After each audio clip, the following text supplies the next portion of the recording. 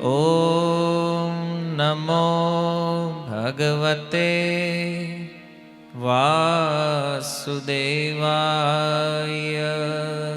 ઓમ નમો ભગવતે વાસુદેવાય. ઓમ નમો ભગવતે વાસુદેવાય.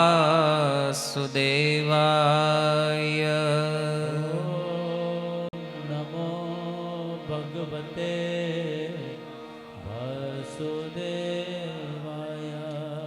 ઓમ નમો ભગવતે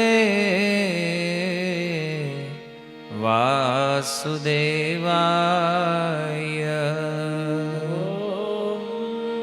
નમો ભગવતે વાસુદેવાય. હરે કૃષ્ણ હરે કૃષ્ણ હરે કૃષ્ણ કૃષ્ણ કૃષ્ણ હરે હરે હરે રામ રામ રામ હરે હરે. સ્વાગતમ ઉપસ્થિત સર્વ વૈષ્ણવજન શ્રોતાગણ એવં મહાનુભાવોનું. આજે આ સુંદર દિવ્ય સત્સંગનો લાભ આપણને પ્રાપ્ત થયો છે. જો કે મનુષ્ય જીવનનું શ્રેષ્ઠ કાર્ય જે છે એ છે સત્સંગ.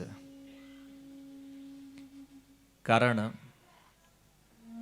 ગોસ્વામી તુલસીદાસજી કહે છે કે બિનુ સત્સંગ વિવેક ન હોઈ, રામ કૃપા બિનુ સુલભ ન સોઈ. મનુષ્યના જીવનમાં જ્યાં સુધી સત્સંગ ન હોય ત્યાં સુધી એમાં વિવેક ન આવે. ઘણી વાર લોકો કે વિવેક પણ અમારી અંદર તો ઘણી બુદ્ધિ છે, આટલો મોટો સમાજ આંકવી છીએ અમે, હે ને, આ વિવેક ન હોય તો હાલે. પણ પ્રશ્ન એ છે વિવેક કહેવાય કોને? સામાન્ય ભાષામાં વિવેકનો અર્થ બુદ્ધિ છે. બુદ્ધિથી જે કાંઈ નિર્ણય આપણે લેતા હોય. પણ શાસ્ત્ર ભાષામાં વિવેકનો અર્થ છે સહી અને ગલતની ઓળખ કરવી. અને આવી બુદ્ધિ જેની પાસે હોય આને વિવેક કહે છે. જો આપણે આખું જીવન મહેનત કરીએ છીએ, જ્યારથી આપણા જીવનમાં સમજણ આવી, આપણને એવું થયું કે ભાઈ જીવન જીવવું છે, સારું જીવન જીવવું છે, અને એના માટે ધનની જરૂર છે. તો ધન કમાવા લાગ્યા આપણે, અનેક અનેક ઉપાયો કર્યા. કોઈએ નોકરી કરી, કોઈએ બિઝનેસ કર્યો. જેવી જેવી જેની ક્ષમતાઓ હતી એવું એણે પ્રાપ્ત કર્યું. અને જીવનના મોટા ભાગનો સમય કોઈ એક કાર્યમાં આપણે કાઢી નાખ્યો છે. સવારે જાગવું, ઓફિસોમાં જવું, સાંજે પાછા આવવું, ખાઈ પીને પાછું હોઈ જવું, વળી સવારે જાગવું. સેમ ક્રમ. 40 વર્ષ, કોઈ 50 વર્ષ, કોઈ 60 વર્ષ. અને એમાં કદાચ કંઈક પ્રાપ્ત થયું તો વ્યક્તિ માને કે નહીં, હું બહુ બુદ્ધિશાળી છું. કેમ? કારણ કે મેં જે કર્યું છે આવું સમાજમાં બીજા કોઈએ નથી કર્યું. મેં જે એચિવમેન્ટ કર્યું છે આવું બીજા લોકો પાસે નથી. અને આ એચિવમેન્ટ અલગ અલગ પ્રકારના હોય. કોઈને વિદ્યાનું એચિવમેન્ટ હોય, અને 2-5 વિષયમાં પીએચડી થઈ ગયા હોય, તો એમાં તો આપણીથી વધારે જ્ઞાન કોઈની પાસે નથી. વિદ્યાનો અહંકાર. કોઈએ ધનનો બેલેન્સ વધારે પ્રાપ્ત કર્યો, 200-500 કરોડ હોય પાસે, તો લાગે ભાઈ આપણે કેટલા બુદ્ધિશાળી છે. જો જે આપણે કર્યું બીજા કોઈ પાસે નથી. કોઈનું નામ બહુ મોટું થઈ ગયું હોય, સામાજિક કાર્યો કર્યા હોય, બહુ બધા હજારો લોકો ઓળખતા હોય, તો એને એનો અભિમાન હોય કે જો આપણને કેટલા લોકો ઓળખે છે. તો આવા અલગ અલગ પ્રકારના એચિવમેન્ટ આપણા જીવનમાં છે. પણ પ્રશ્ન એ છે કે પ્રત્યેક વ્યક્તિના જીવનમાં 4 સમસ્યાઓ છે. બધાને, ભારતીય હોય, અમેરિકન હોય, યુરોપિયન હોય, XYZ ક્યાંય પણ રહેતો હોય, પૃથ્વીની અંદર હોય તોય ભલે ને પૃથ્વીની બહાર છે તોય ભલે, પણ મનુષ્ય જીવન જેને પ્રાપ્ત થયું છે એને 4 પ્રોબ્લેમ છે. અને આ 4 પ્રોબ્લેમનું સોલ્યુશન જે છે એના માટે જે બુદ્ધિ એવું વિચાર પણ કરે કે મારે આમાંથી નીકળવાનું છે, અથવા તો એ 4 સમસ્યાઓ સમજમાં આવે અને સમજાય તો એને બુદ્ધિમાન કહે છે શાસ્ત્ર. આ સફળ પણ છે અને બુદ્ધિમાન પણ છે. કારણ કે વેદાંત સૂત્રમાં એક સૂત્ર છે, પહેલું સૂત્ર છે, અથાતો બ્રહ્મ જિજ્ઞાસા. મનુષ્ય જીવન મળ્યું છે તો એમાં એક જિજ્ઞાસા હોવી જોઈએ. શેની? કે આ જીવન મને મળ્યું શા માટે? બસ આ ખાલી ખાવા પીવા ઊંઘવાનો ખેલ છે કે આનાથી કંઈક વિશેષ લક્ષ્ય છે આનું? તો આપણે જોઈએ છીએ કે આ 4 સમસ્યાઓ જે છે એ કઈ છે? ગીતામાં ભગવાન કહે છે, જન્મ મૃત્યુ જરા વ્યાધિ દુઃખ દોષાનું દર્શનમ. આ સંસારમાં જન્મ લેવો આ એક પ્રોબ્લેમ છે, આ સમસ્યા છે. ગીતા અનુસાર આપણે તો ખુશ થાય, કોઈનો બર્થડે હોય, આપણા ઘરે કોઈ નવું બાળક આવે, હેને, બધા આખું પરિવાર હેપી બર્થડે, હેને, બધા ફૂલ ફોર્મમાં હોય. પણ જે આવ્યો છે એને જ ખબર છે કેટલું કષ્ટ ભોગવીને એણે આ સંસારનો મુખ જોયું છે. અને આપણે બધા આમાંથી પાર થયા છીએ. પણ વિસ્મૃતિનો જે ગુણ છે, ભગવાને કીધું મત્ત સ્મૃતિર જ્ઞાનમ અપોહનમ છે. આ વિસ્મૃતિ જે છે ને આપણે ભૂલી ગયા છીએ. ખાલી એક અંદાજ માટે શાસ્ત્ર કહે છે કે જે નરક લોક છે એમાં જેટલું દુઃખ મળે ને એના કરતા 100 ગણું દુઃખ માના ગર્ભમાં અનુભવ થાય હરેક જીવને. આપણને મોટામાં મોટું દુઃખ મૃત્યુ લાગે છે. એ મૃત્યુથી 100 ગણું કષ્ટદાયક દુઃખ જન્મ લેવો એ છે. માંડ માંડ કરીને સંસારમાં આવીએ છીએ અને એટલે આવીને બિચારો રડતો હોય છે એને એ દુઃખના કારણે. એક થોડોક આનંદ છે કે હાલો ગર્ભની યાતનાઓમાંથી મુક્તિ તો મળી, પણ બહાર આવ્યા હતા અહીંયા પાછું માયાએ પકડ્યા, હે ને, અને એ દુઃખનો પ્રવાહ ચાલુ છે જન્મથી. અત્યારે તો જે જન્મે છે ને એની બહુ કઠણાઈ છે આપણી ભાષામાં કહી દો. શું કામ? કારણ કે જન્મે એનું જેટલું વજન હોય ને એટલી ધારે દવા હોય. એને બિચારાને પીવી હોય ન પીવી હોય એની કોઈ મરજી નથી. અને ક્યારેક ક્યારેક એવું બને એને દુખતું હોય માથું, માને એમ થાય કે આને પેટમાં દુખતું લાગે, દવા પીવડો તોય છાનો ન રહે, તો વિચાર કરે કે ના આને કંઈક બીજું થતું લાગે. હવે બોલી શકતો નથી, ભાષા નથી. અને આ બધું સહન કરતા કરતા થોડા મોટા થાય. જો જન્મ લેતાની સાથે બીજું દુઃખ પ્રારંભ છે, અને ત્રીજું પણ. બીજું છે જરા અને ત્રીજું છે વ્યાધિ. જરાનો અર્થ છે વૃદ્ધાવસ્થા. જન્મ લેતાની સાથે શરીર મોટું થવા લાગે છે. જેમ જેમ સમય વ્યતીત થાય એટલે આપણે કે મોટો થતો જાય છે. અને આને આપણે અટકાવી શકીએ એમ નથી. કોઈને કોઈ ફિક્સ ઉંમરમાં રહેવાની ઈચ્છા હોય, એમ થાય કે હાલો ને હવે 25 વર્ષના થયા, અત્યારે મજા આવે એવું છે, આને રોકી દો, આઈના નહીં, હવે આને આગળ નથી વધવા દેવું. આ ઉંમરમાં સ્ટોપ થાય તો એક રોગ તો છે નાના દેખાવાનો. પાર્લર વાળાનું એટલે જ હાલે જ બિચારાનો. કારણ કે પેલા એમ જ કે થોડા જે છવી એનાથી નાના દેખાવા જોઈએ, યંગ દેખાવા જોઈએ. આને મજા આવતી લાગે છે. આવું હાલે જ ખબર તને? એને હા, એને ખબર છે, બોલો છોકરા હોય સમજે છે. પણ આ વાત વિચારવા જેવી છે કે નાનું કેમ દેખાવું છે બધાને? એટલા માટે કે કોઈ વ્યક્તિ આ દુઃખને પણ ચાહતું, આજે જે સુંદરતા છે, રૂપ છે, બધાની એવી ઈચ્છા છે કે આ હંમેશા રહેવું જોઈએ, આ જાવું ન જોઈએ ક્યારે. પણ જો ગમે એવું રૂપ હોય, વૃદ્ધાવસ્થા એને ઢાળી દે છે. આપણા કંટ્રોલમાં નથી. અને પછી કેવલ ઓલા ફોટા જોઈને ખુશ રહેવાનું. આપણે લાગતા હતા પહેલા આવા હતા. અને અત્યારે જો આ જે વૃદ્ધાવસ્થામાં આવ્યા છે, આ લોકો યુવાન હતા એક સમયે, યંગ હતા. આ સ્થિતિ આપણી થવાની છે. આ બીજું દુઃખ છે, જરા, વૃદ્ધાવસ્થા. ત્રીજું છે વ્યાધિ, રોગ. જન્મતાની સાથે આપણ સાથે આવે છે. કોઈ વ્યક્તિ આ સંસારમાં એવો નથી જે બીમાર નહીં પડ્યો હોય, જેને રોગ લાગુ ન થયો હોય. અને ચોથી સમસ્યા છે મૃત્યુ, જે સનાતન સત્ય છે કે અહીંયા આપણે આવ્યા છીએ તો આપણે જવાનું છે.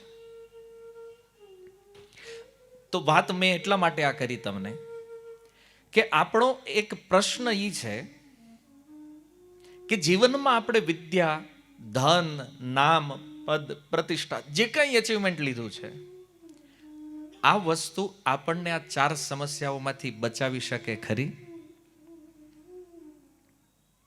આ પ્રશ્ન આપણે પોતાને પૂછવાનો છે. 4 પ્રોબ્લેમ બધાની પાછળ છે, પણ આ સંસારમાં આવીને જે એચિવમેન્ટ આપણે કર્યું છે, તો આપણી જે ઉપલબ્ધિઓ છે અહીંની, એ આ 4 સમસ્યામાંથી મુક્ત થવામાં આપણી મદદ કરી શકે કે ન કરી શકે? અને જો આપણે બધા જાણીએ છીએ, બધાના પરિવારોમાંથી કોઈને કોઈ ગયું છે, આ જગતમાંથી કોઈ કાંઈ લઈને ગયું, આ બધાને ખબર છે, આ બધા લોકો જાણે છે. છતાં આપણે રાત દિવસ આની પાછળ મહેનત કરીએ છીએ. પણ એક પ્રશ્ન જો પોતાને કરીએ કે આ બધાનો મને લાભ શું છે, તો 2 વસ્તુ નીકળે. એક તો અમારે જીવન જીવવું છે, શરીર ટકાવવું છે, અને બીજું કે અમારો વ્યવહાર હાલે, આના માટે જ આપણે કરીએ છીએ. પણ તમે જીવો અને વ્યવહાર કરો, પણ આનું રિઝલ્ટ શું છે? મૃત્યુ તો આવવાનું છે. એ તો નહીં કે તમે બહુ સારો વ્યવહાર કર્યો, હાલો 20 વર્ષ વધારે રાખો, ક્યારે વધારે રહ્યો 20 વર્ષ. કેમ?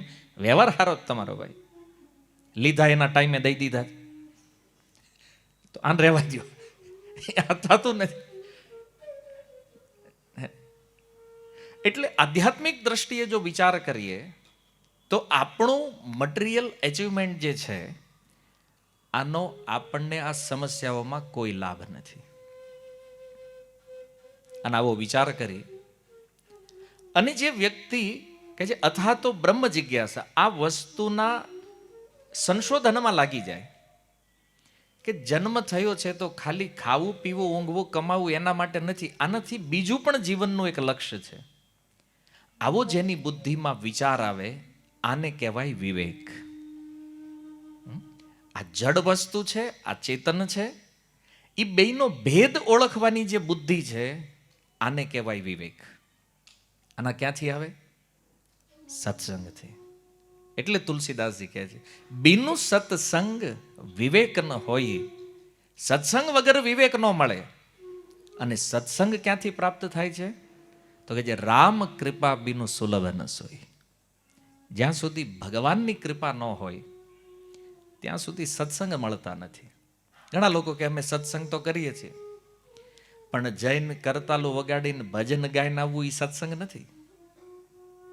સત્સંગનો વાસ્તવિક અર્થ છે સત વસ્તુની સંગતિ કરવી, સત વસ્તુથી નિકટ જવું અને સત વસ્તુના જ્ઞાનને પ્રાપ્ત કરવું.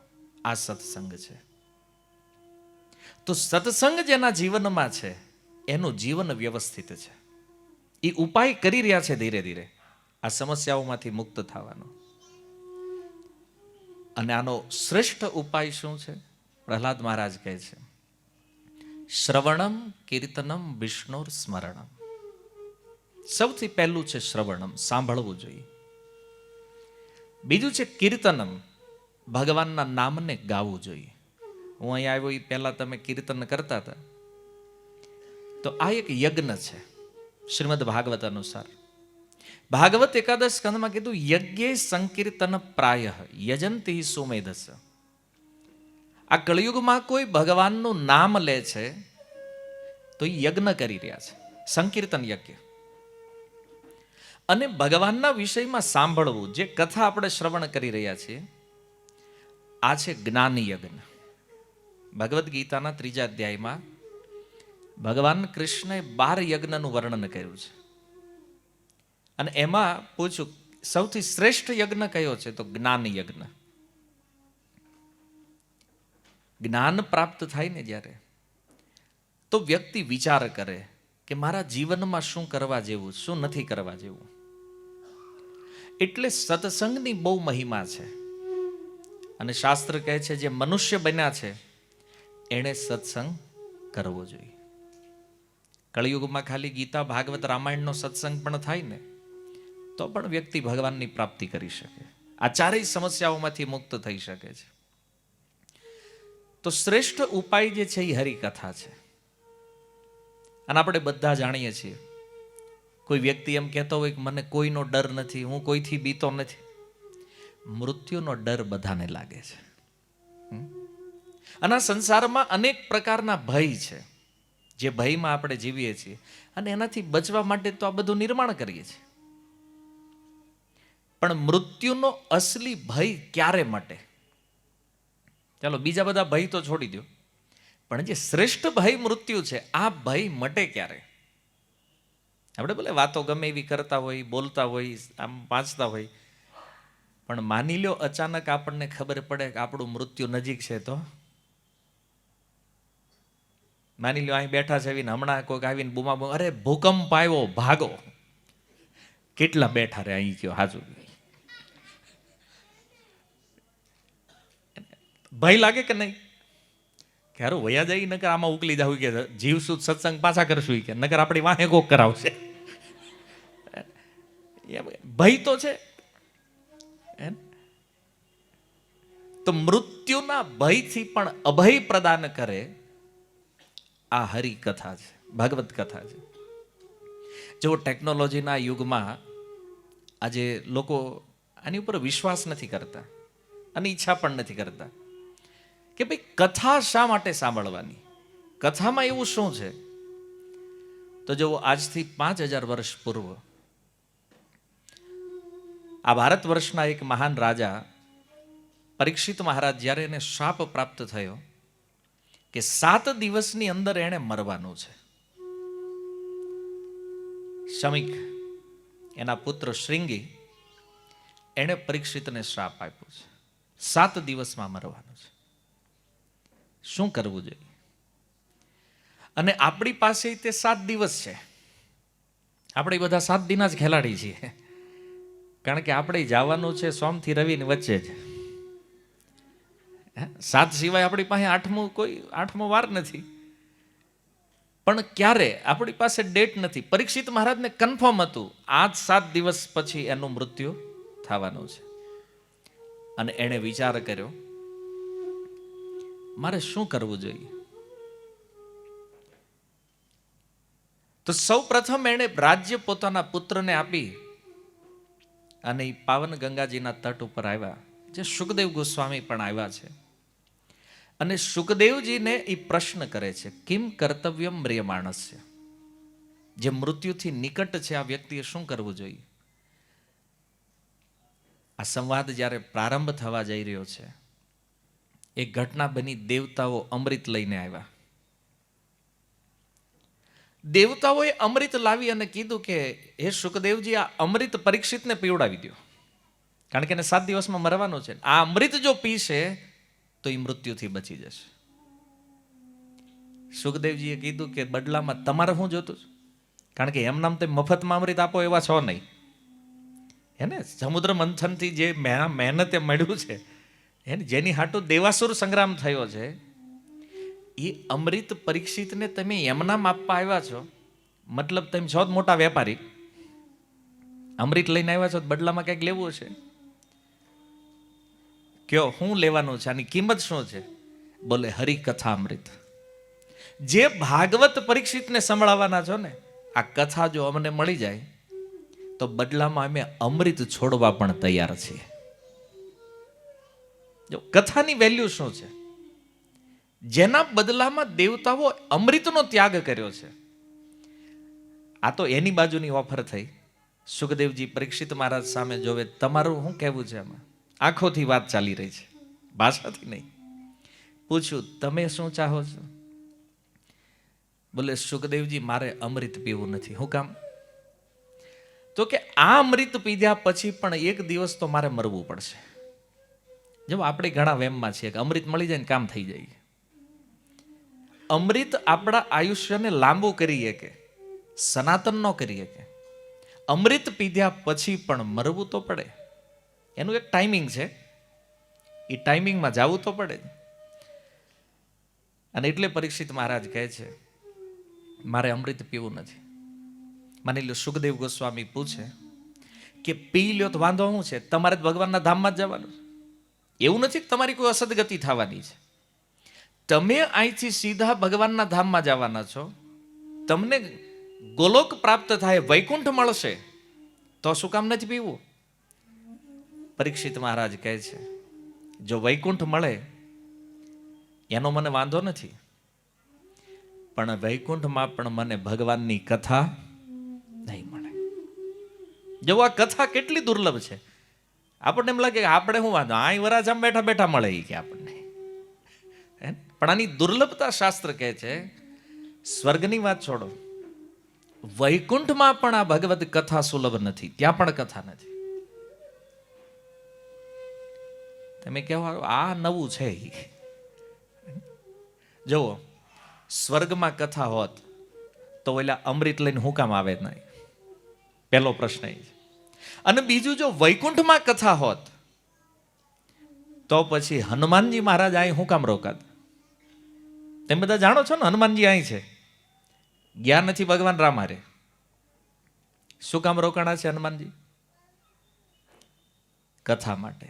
ભગવાન રામ જ્યારે સાકેત લઈને જવાના હતા આખી અયોધ્યાને, તો હનુમાનજી મહારાજને પૂછવામાં આવ્યું કે હનુમાનજી તમારે કેમ નથી આવવું?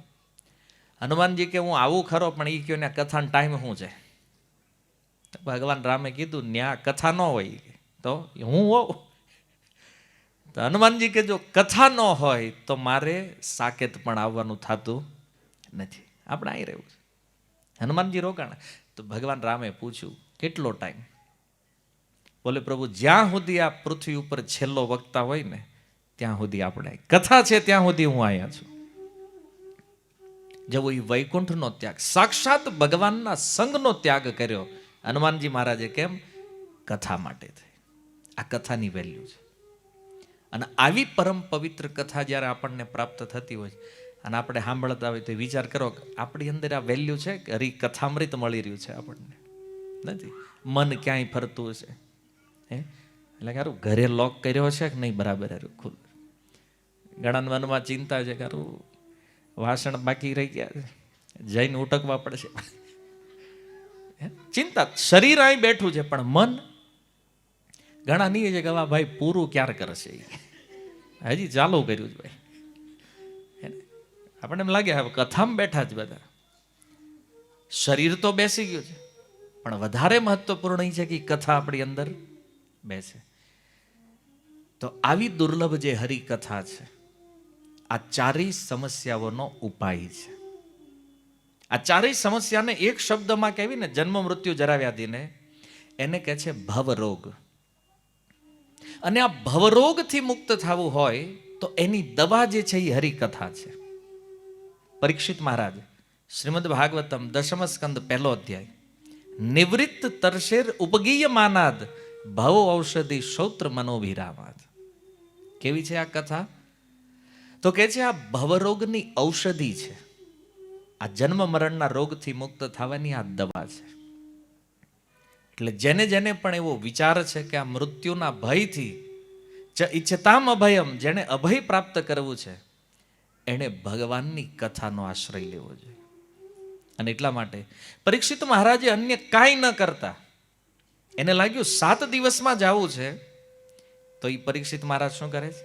એ પાવન ગંગાના તટે ભગવદ કથાનું શ્રવણ કરે છે. અને જો એ કથા 7 દિવસની અંદર ભગવાનના ધામમાં જઈને બેઠા છે. આ ભાગવત છે. જીવનના કોઈ પણ દુઃખ, કોઈ પણ સમસ્યાઓ જે છે એનું સમાધાન હરિકથા છે. અને એટલા માટે જે મોટા મોટા મહાપુરુષો છે આ નિત્ય નિરંતર કથાઓમાં રમણ કરે છે. જેવો ભગવાન શિવ, માતા પાર્વતી, આ બંને કૈલાસમાં વાસ કરે છે. હવે આપણને એમ થાય બે શું કરતા હશે આખો દી ત્યાં બેઠા બેઠા? તો ભગવાન શિવ કથાના મૂળ જ્ઞાતા છે અને પાર્વતી શ્રોતા છે. અનંત કાળથી ભગવાન શિવ માતા પાર્વતીને કથા શ્રવણ કરાવે છે, કથા સંભળાવે છે. અને એનું કારણ છે કે પાર્વતીજી, એક તો એના મનમાં એક સંદેહ થયો છે ભગવાન રામને લઈને, જે સંદેહનું સમાધાન હરિકથા છે. અને બીજું, શિવજી આદર્શ ગૃહસ્થ છે. આમ તો મોટા અહીં બધા ગૃહસ્થો જ બેઠા છે. તો ગૃહસ્થ લોકોએ શું કરવું જોઈએ? આ ભાગવતમાં પણ વર્ણન છે, સપ્તમ સ્કંદ, અને રામાયણમાં પણ વર્ણન છે. ગૃહસ્થોનું એકમાત્ર કર્તવ્ય છે કે એને ત્યાં નિત્ય નિરંતર કથાઓનું શ્રવણ થવું જોઈએ, સુખી જીવન હાંકવું હોય તો. આજે લોકો એમ કે આ ગૃહસ્થ જીવનમાં ડખા બહુ વધી ગયા છે, કંકાસ બહુ વધી ગયો છે, લડાઈઓ બહુ થઈ રહી છે. શું કામ? કથા નથી એટલે. આ જરૂરી છે. જુઓ, શિવજીને પાર્વતી આદર્શ ગૃહસ્થ છે અને નિત્ય નિરંતર એનો સમય હરિકથામાં જાય છે. એટલે ગૃહસ્થોનું એક કર્તવ્ય, નારદ મુનિ કહે છે કે ગૃહસ્થો પાસે એવી વ્યવસ્થા હોવી જોઈએ કે નિત્ય નિરંતર કથા શ્રવણ થયા કરે, સાંભળવું જોઈએ એને. તો જીવનમાંથી ઘણી બધી સમસ્યાઓ, શંકા, સમાધાનો આ બધું આવશે. પાર્વતીજી જ્યારે ભગવાન શિવ સાથે વિવાહ કરીને કૈલાસમાં આવે છે અને બધું જ્યારે સેટઅપ થઈ ગયું ગૃહસ્થ જીવન, તો પાર્વતીજી એક પ્રશ્ન કર્યો શિવજીને, રામ કોણ છે? હવે રામ કોણ છે એ પ્રશ્નના ઉત્તરમાં જે કથા પ્રારંભ થઈ એ જ રામાયણ છે. રામાયણના મૂળ વક્તા ભગવાન શિવ છે. અને આખી કથા જ્યારે પૂર્ણ થઈ ત્યારે શિવજી કહે છે, બહુ સુંદર વાત છે, શિવજી કહે છે, ગિરિજા સુનહુ બિસદય કથા, મેં સબ કહી મો રીમતિ જથા. હે ગિરિજે, સાંભળો, આ સુંદર ઉજ્જવળ કથા જે છે, જેવી મારી બુદ્ધિ હતી, શિવજી કહી રહ્યા છે કે જેવી મારી મતિ છે, જેવું મારા હૃદયમાં પ્રેરણા થઈ, એવી આખી રામકથા મેં સંભળાવી દીધી. અને રામચરિત શતકોટી અપારા, રામના ચરિત્ર તો અપાર છે, સહસ્ત્ર કરોડ. શ્રુતિ એટલે કે શાસ્ત્ર, શારદા માતા સરસ્વતી પણ ચાહે ને તો ભગવાનના ગુણોનું પૂરેપૂરું વર્ણન કરી શકે એમ નથી. તો મારાથી જેટલું થતું હતું એટલું વર્ણન મેં કર્યું છે, કારણ કે હરિ અનંત, હરિકથા અનંત. જેમ ભગવાન એનું એક નામ અનંત છે, એમ એની કથા પણ અનંત છે. અને હજી સુધી કોઈ એવું નથી થયું કે જેમ કહી શકે કે અમે કથા પૂરેપૂરી કહી દીધી. આવો કોઈ વક્તા વૈકુંઠથી લઈને રસાતળ સુધી હજી તો કોઈ આવ્યો નથી કે જેણે કથાની સમાપ્તિ કરી હોય. આની પૂર્ણાહુતિ થાય, આ સમાપન કરીએ, શું કામ? કે ક્યાંક ને ક્યાંક પાછી પ્રારંભ થાય. તો આ રીતે ભગવાન શિવે આ સુંદર કથા સંભળાવી અને કહે છે કે ઉમા કહી સબ કથા સુહાઈ, જો બુસુંડી ખગપતિ સુનાઈ. મેં તને જે રામકથા સંભળાવી છે, આ કઈ કથા છે? તો કહે છે આ સમસ્ત સુંદર કથા જે કાગભૂષુંડીજીએ ગરુડજીને સંભળાવી હતી, એ રામાયણ, એ કથા મેં તને સંભળાવી છે. અને રામના તો મેં કંઈક બહુ થોડાક ગુણ ગાયા છે. કથા તો પૂરી થઈ ગઈ છે. તો હે ભવાની, બોલો હવે તમારે શું સાંભળવાની ઈચ્છા છે? હવે આગળ હું કંઈક શું વર્ણન કરું? ત્યારે માતા પાર્વતી કહે છે, ધન્ય ધન્ય મેં ધન્ય પુરારી, સુનેવ રામ ગુણ ભવ ભયહારી. આજે હું પરમ ધન્યતા અનુભવી રહી છું કે જન્મ મૃત્યુના ભયને હરવા વાળી આ ભગવાન રામની કથા મેં સાંભળી છે. જો અહીંયા પાર્વતીજી સમર્થન કરી રહ્યા કે આ કથા શું છે? જે જન્મ મરણના ભયને હરણ કરવા વાળી છે. ઘણા લોકો એમ કહેતા હોય ને, અત્યારે થોડોક મોડર્ન યુગ છે એટલે એમ કે કથા સાંભળવાય શું થાય, ઘણાના ટાઈમ પાસ લાગે છે. અમુક નેતાઓ કહેતા હતા કથા ન હોવી જોઈએ. આ કથા નથી એટલે જ આખી દુનિયા વ્યથામાં છે. ઘણા કે શાંતિ નથી. જો વિશ્વ શાંતિ લાવવાની ટ્રાય કરે છે બધા નેતાઓ મળે, પણ જેટલું શાંતિ લાવવાની ટ્રાય કરે ને એટલી અશાંતિ વધી રહી છે. શું કામ? કારણ કે વે ખબર નથી. શાંતિનો માર્ગ હરી કથા છે. રાજાઓનું નામ તમે લ્યો તો શ્રેષ્ઠ રાજા કોણ છે? ભગવાન રામ. કારણ કે આપણે બધા રામ રાજ્યની ચાહના રાખીએ છીએ. મહાત્મા ગાંધી કહેતા, ભારત આઝાદ થાય ને તો અમે રામ રાજ્ય સ્થાપિત કરશું. પણ આવ્યું નહીં. શું કામ ન આવ્યું ખબર? લોકોને રામ રાજ્ય જોતું છે. આજે કોઈને પણ પૂછો રાષ્ટ્ર કેવું હોવું જોઈએ, તો કોઈ ક્રાઇમ ન હોવો જોઈએ, હે ને, કોઈ છેતરપિંડી નહીં, બધાને સમાન ન્યાય મળવો જોઈએ, આવી ડિમાન્ડ છે બધાની. પણ આવું થતું નથી. શું કામ? કારણ કે રામ રાજ્ય તો જોતું છે પણ રામ જોતા નથી. વિચારો, રામ વગરનું રામ રાજ્ય કેવું આવે? અત્યારે જે આપણે જોઈ રહ્યા છે આ સ્થિતિ. રામ રાજ્ય જોતું હોય ને તો પહેલા રામને લાવવા પડશે. અને રામને લાવવાનો અર્થ શું છે? કે એ આદર્શ જ્યારે જીવનમાં આવે ને તો વાસ્તવમાં રામ રાજ્ય સ્થાપિત થાય. અને કેવી રીતે આવે? એનું એકમાત્ર માધ્યમ છે કથા. અને એટલા માટે જુઓ, ભગવાન રામ જે છે ને એ પણ કથા શ્રવણ કરે છે. વાલ્મીકી રામાયણ તમે જોશો તો સ્પેશિયલ જ્યારે લવકુશ અયોધ્યામાં આવ્યા ને તો રામ કથાનું ગાન, ભગવાનની જ કથા ભગવાન સ્વયં સાંભળી રહ્યા છે. આ પણ એક અદ્ભુત વિચિત્રતા છે. અને જેમ તમે હેઠે બેહીને સાંભળો છો એમ ભગવાન રામ પોતાના સિંહાસનનો ત્યાગ કરી અને ભગવાન કથા સાંભળે છે. આ રામ રાજ્યનો આદર્શ છે. જો આ નથી, બાકી બધી વ્યથાઓ હાલે છે. બોલવા વાળાની કમીને તમે ન્યૂઝ ચેનલ ચાલુ કરો, હામાં હામી ડિબેટો વાળાને તાણ જ નથી. તમારો ટાઈમ પૂરો થાય એ બોલવા વાળા નથી થાકતા. આમાં કોઈ સમાધાન નથી. સમાધાન કથા છે. કારણ કે આને સાંભળવાથી કોન્શિયસનેસ ચેન્જ થશે, ચેતના બદલાશે. અને ચેતના બદલાય તો વ્યક્તિ બદલાય, અને વ્યક્તિ બદલાય તો પરિવાર બદલે, પરિવાર બદલે તો સમાજ બદલે, સમાજ બદલે તો રાષ્ટ્ર બદલે. આનું મૂળ અહીંયા છે. એટલે કથા જરૂરી છે.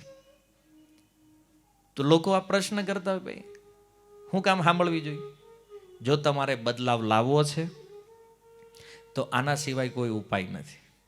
બધા સંશય સંદેહ અહીંયાથી નષ્ટ થશે. અને મૂળ વાત જે છે, જે માતા પાર્વતી કહે છે કે જન્મ મૃત્યુના ભયને હરવા વાળા આ સુંદર ભગવાનના દિવ્ય ચરિત્રો તમે સંભળાવ્યા. તમારી કૃપાથી હું કૃતકૃત્ય થઈ છું. અને એક સુંદર વાત કે જો હવે મને મોહ નથી, પાર્વતીજી કહે છે, હવે મને કોઈ સંશય નથી. અને કોઈ પણ ગ્રંથ તમે જુઓ, ભગવદ્ ગીતા, અર્જુનને મોહ હતો, સંશય હતો, કેવી રીતે દૂર થયો? આખી ભગવદ્ ગીતા જ્યારે સાંભળી ભગવાન કૃષ્ણથી, ત્યારે અંતે શું કીધું? નષ્ટ મોહ સ્મૃતિ લબ્ધવા. હે કૃષ્ણ, મારો મોહ નષ્ટ થયો છે, મારી સ્મૃતિ પાછી આવી ગઈ છે. હવે બોલો મારે શું કરવાનું છે? એને કરીશ્ય વચનમ તવ, ભગવાને તો કહી દીધું યથા ઈચ્છસી તથા કરું, તારી જે મરજી હોય કે મારે કહેવાનું તો મેં કહી દીધું. તો અર્જુન કહે છે પ્રભુ તમે જે કહેવો નહીં કરવાનું, કારણ કે હવે મને ખબર છે લાભ એમાં છે. અહીંયા રામાયણમાં જુઓ, પાર્વતીજીને સંદેહ હતો, એને મોહ હતો ભગવાનમાં, પણ આ કથા શ્રવણ કર્યા પછી એ સ્વયં સ્વીકારી રહ્યા છે કે મારો મોહ દૂર થયો છે. શેના કારણે? કથા સાંભળવાના કારણે. તો જુઓ, આપણો પણ જે મોહ છે, વિવેક બુદ્ધિ નહીં હોવાના કારણે આ મોહનો નાશ આ હરિકથા કરે છે, જ્યારે આપણે એનું શ્રવણ કરીએ છીએ. હે ને? તો આપણો પણ મોહ ને સંદેહ આ દૂર કરશે. એના જ આ કથા જે તમે મને સંભળાવી છે, મારા કાન જે છે ને આ સાંભળતા આને તૃપ્તિ નથી. હજી એમ થાય કે સાંભળ્યા જ કરું. અને આવું શા માટે છે ખબર?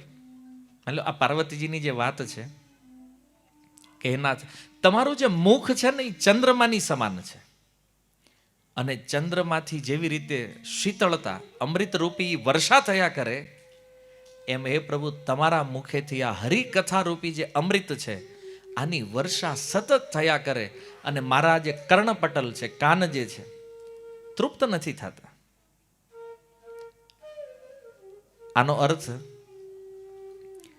કે ભગવાનની કથા સાંભળતા સાંભળતા જે તૃપ્ત થઈ જાય, આપણી ભાષામાં કહું તો ધરાઈ જાય, તો એનો અર્થ એ છે રસ વિશેષ જાના તિન્હ નાહી. આને કાંઈ ખબર નથી પડી. ઘણીવાર લોકો આપણને ઇન્વાઇટ કરતા હોય, આવો ને કથામાં, આપણે એ પણ અમે એકવાર હરિદ્વાર જઈને સાંભળી લીધી છે, પછી એમાં નવું ક્યું? એનું ઈ જ છે બધું. આવું લોકો કહેતા હોય, અહીં તમે સત્સંગમાં ઇન્વાઇટ કરે, એ શું કથા કરવાના, એ આ જ હશે બધું એનું ઈ કે. આપણે એમ થાય કે આ તો સુખદેવ કરતા મોટો વિદ્વાન છે.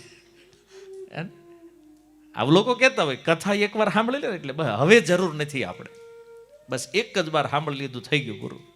અને પૂરેપૂરી ઉતારી લીધી છે અંદર.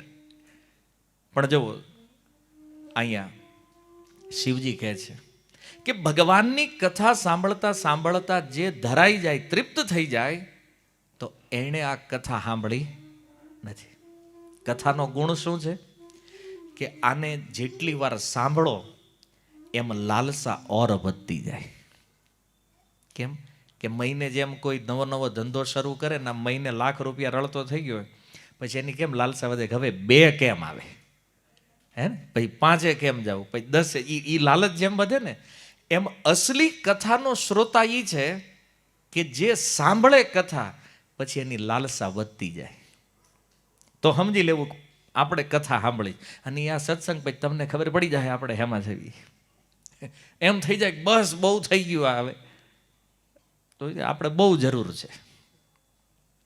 હે, કારણ કે કથા આજ સુધી તો કોઈ શ્રોતા એવો નથી કે જેણે કીધું હોય કે હવે આ નથી સાંભળવું. તો અસલી કથાનો શ્રોતા એ છે જેની લાલસા વધે સાંભળવાની. અને ભગવાનના ગુણ એવા છે કે ગમે એટલું શ્રવણ કરો, આનાથી ક્યારેય તૃપ્તિ થતી નથી. કથાના વિષયમાં ઓર એક વિશેષ વાત કરતા કહે છે, ભવસાગર ચહ પાર જો જાવા, રામ કથાતા કહ દ્રઢ નાવા. જેને સંસાર રૂપી સાગરને પાર કરવો છે, આ ભવસાગરને જેને પાર કરવો છે, તો કે છે રામ કથાતા કહ દ્રઢ નાવા. એના માટે રામકથા જે છે એ એક નાવની સમાન છે, એક હોડી છે કે જેમાં બેહીની આસાનીથી ભવસાગર પાર થઈ જાય. અને બાકી કોણ કીધું તરતા તરતા જવાનું છે, ઘણું અઘરું છે, થાકી જાય પાછો ડૂબી જાય. પણ એક નાવ જેમાં આપણે પ્રયાસ નથી કરવાનો, પણ એ નાવ જે છે એ આપણને પાર ઉતારી દે છે. નાવમાં જ્યારે આપણે બેસીએ તો નદી પાર કરવા માટે આપણે પ્રયાસ નથી કરવો પડતો, આપણે ખાલી બેસી જવાનું છે, આપણે એમને પાર થઈ જવું. એ નાવ ચલાવવા વાળા જે હશે એ આપણને પાર ઉતારી દે. એમ કથારૂપી નાવમાં જે બેઠા છે, ભવસાગર તો આ અનાયાસ પાર કરવાના છે. અને કાનને મનને આનંદ આપવા વાળી છે. જેમ ભાગવતમાં કીધું, શ્રોત્ર મનોભિરામાત શ્રોત્ર કાન, મનનો અર્થ છે મન. કાન અને મનને જે આનંદ આપે એવી આ સુંદર હરિકથા છે. તે જડ જીવ નિજાત્મક ઘાતી, જેનહીન રઘુપતિ કથા સુહાતી. તોય તકલીફ ઈ છે કે અમુકને કથા ગમતી નથી. હું ગામ જેને કમળો થઈ ગયો છે એને તમે શેરડી આપો, એ કડવી ક્યાંથી લાવવાય? હવે એને કેમ સમજાવો? શેરડી કડવી હોય કોઈ? પ્રોબ્લેમ શેરડીનો નથી, પ્રોબ્લેમ તારો છે ભાઈ. તને કમળો થઈ ગયો, ખાવાનું ચાલુ રાખ. જ્યારે એ કમળો ઉતરી જાય ને ઓટોમેટિક શેરડી મધુર લાગવા માંડે. એમાં કથા જ્યારે પહેલી વાર સાંભળતા હોય ને, કારણ કે ત્યાં કાંઈ સમજાતું ન હોય, એટલે પહેલી વાર વાળાને એમ જ થાય કે આ શું છે આ બધું. પણ વારંવાર જ્યારે સાંભળે, વારંવાર કાનમાં જ્યારે જાય, ત્યારે આ કડવી લાગવા વાળી આ કથા એને મધુર લાગવા માંડે. કેમ? ઓલો રોગ જે છે ને ભવરોગ, એ ઓછો માંડ્યો થવા આવે, એટલે કથા મધુર લાગે. પણ છતાં કે છે આ જગતમાં એવો કોણ વ્યક્તિ છે જેને આ કથા ગમતી ન હોય, જેને ભગવાનની કથા નથી ગમતી? આ કોણ છે? કે છે તે જડ જીવ નિજાત્મક ઘાતી, આ પોતાના આત્માની હત્યા કરવા વાળો છે. જેવો સિમિલર આલે છે ભાગવતારે. આ સેમ શબ્દ ભાગવતમાં આવ્યા છે. કહ ઉત્તમ શ્લોક ગુણાનુવાદાત, પુમાન વિરજ્યેત વિના પશુજ્ઞાત. પરીક્ષિત મહારાજ કહે છે સુખદેવજીને કે આ જગતમાં એવો કોણ વ્યક્તિ છે જે કથા નહીં સાંભળે? આ તો બધાને આનંદ આપે, વિષયી જીવ હોય એને મજા આવે કથા. નહીતર આટલા હજારો હજારો લાખો માણસો કથામાં બેહે, એમનામ બેહતા હોય. પેલા કે પણ એમાં સુધરતા જ નહીં, ભલ નો સુધરદે, હાથ દી બેહે છે ને તોય. એટલે કંઈક મજા આવતી હોય તો નગર પરાણે બિહારીએ કઈ કોઈ એમ તો કઈ કોઈ બાંધ્યા ને ન મજા હતી તો જાય બહાર વ્યા જાય. પણ બેહે છે લોકો.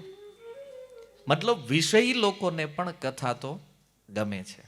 મુમુક્ષુ બીજું સ્તર છે, જેને મુક્તિની ઈચ્છા છે એને તો કથા પ્રિય છે. અને જે મુક્ત થઈ ચૂક્યા છે એને પણ કથા પ્રિય લાગે છે. તો સુખદેવજી કે જે બધાને ગમે તો એવો છે કોણ જેને કથા નથી ગમતી? તો કે કસાઈ. કસાઈ કથા નથી સાંભળતા, જે પશુઓને મારવા વાળા છે. પણ ભાગવતના ટીકાકારો કહે છે કે અસલી કસાઈ એ નથી જે પશુઓને મારે છે. આ જગતમાં અસલી કસાઈ છે જે કથા નથી સાંભળતો. આપણે સારું આને કેમ કસાઈ કીધો? તો પશુઓને મારવા વાળો જે છે એ તો બીજાના શરીરોની હત્યા કરે છે. અને શરીરની હત્યા ભગવાનના નામથી, પાપ જે છે ને એ તો નામથી દૂર થઈ જાય. પણ જે કથા નથી સાંભળતો ને એ આત્મઘાતી છે, પોતાનું હનન કરવા વાળો છે. પોતાને એવા નિમ્ન ગ્રહોમાં મોકલી દેશે, એવા અંધારિયા જગતમાં મોકલી દેશે જ્યાંથી પાછા ફરવાનો કોઈ ચાન્સ નથી. એટલે અહીંયા કહે છે નિજાત્મક ઘાતી, પોતાના આત્માની હત્યા કરવા વાળો છે જે કથા શ્રવણ નથી કરતો એ. અને એટલા માટે હે નાથ, પાર્વતીજી કહે છે હરિચરિત્ર માનસ તુમ ગાવા, સુની મેં નાથ અમિત સુખ પાવા. જે ભગવાનનું માનસ ચરિત્ર તમે ગાયું છે આનાથી મને અપાર સુખ મળ્યું છે, અમિત સુખ, અનલિમિટેડ સુખ મળ્યું છે. અને તમે એક વાત જે કરી કે તમે મને જે કથા સંભળાવી છે, આ કઈ કથા છે? બોલે છે કાગભૂષુંડીએ ગરુડને સંભળાવી હતી. એ કથા કીધી તો ઓર એક સંદેહ મારા મનમાં થયો છે. શું? કે જે બિરત જ્ઞાન વિજ્ઞાન દ્રઢ, રામચરણ અતિ નેહ, બાયસ તન રઘુપતિ ભગતિ, મોહી પરમ સંદેહ. પાર્વતીજી કહે છે બિરતી, એક તો ગરુડજીમાં વૈરાગ્ય છે. કેવો વૈરાગ્ય છે? અમૃત મળ્યું તું ગરુડને, સ્વર્ગમાં દેવતાઓએ લડાઈ કરીને અમૃત લીધું, પણ પીધું નહીં એણે પોતે. જ્યાં દેવાનું હતું એને આપી દીધું. એમ પેલા કેમ આપણને કોઈ કીધું કે 10 કરોડ રોકડા છે, ઓલા ત્યાં પોગાડવાના લઈ જાઓ, અને પછી રસ્તામાં લઈ જતા હોય ને વિચાર આવે ખારું લઈને વહી જાવી લાઈફ બની જાય. આમાં એમ આને વૈરાગ ન કહેવાય. પણ એના છે એના લઈને જ્યાં પોગાડવા ત્યાં પોગાડી દીધા. વૈરાગ આપણે કાંઈ લેવા દેવા નથી. પરમ વિરક્ત છે. અને બીજું જ્ઞાન પણ છે. જ્ઞાન કેવું છે ગરુડનું? બોલે ગરુડ જ્યારે ઉડે ને એની પાંખોથી સામવેદના મંત્ર નીકળે છે, સામવેદની ધ્વનિ નીકળે છે. ગરુડ જેની ઉપર ભગવાન સવાર થાય છે. અને વિજ્ઞાન, વિજ્ઞાનનો અર્થ છે ભક્તિ. ભક્તિમાં પણ દ્રઢ છે અને રામના ચરણોમાં એનો અતિ પ્રેમ છે. વિચાર કરો, ભગવાનની ભક્તિ પણ છે, જ્ઞાન પણ છે, વૈરાગ્ય પણ છે. અને આવા ગરુડ એને કાગભૂષુંડી પાસે કથા હું કામ સાંભળી? આ મારા મનમાં સંદેહ કરે છે. એટલા માટે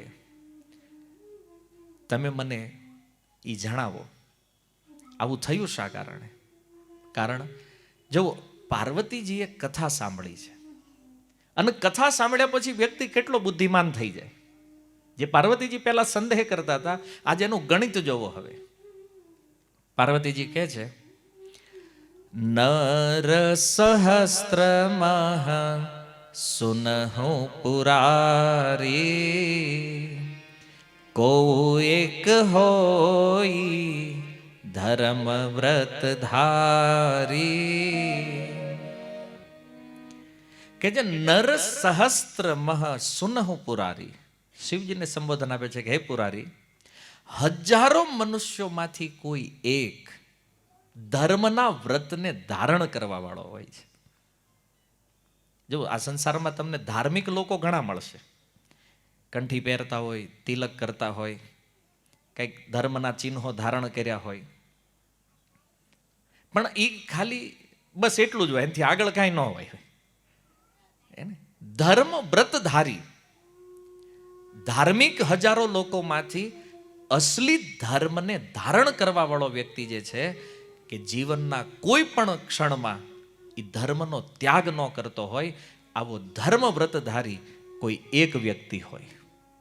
અને આ જ વાત જો ગીતાની ભાષામાં કહું, અધ્યાય 7 શ્લોક ક્રમાંક 3, મનુષ્યાણામ સહસ્ત્રેષુ કશ્ચિત યતતિ સિદ્ધય.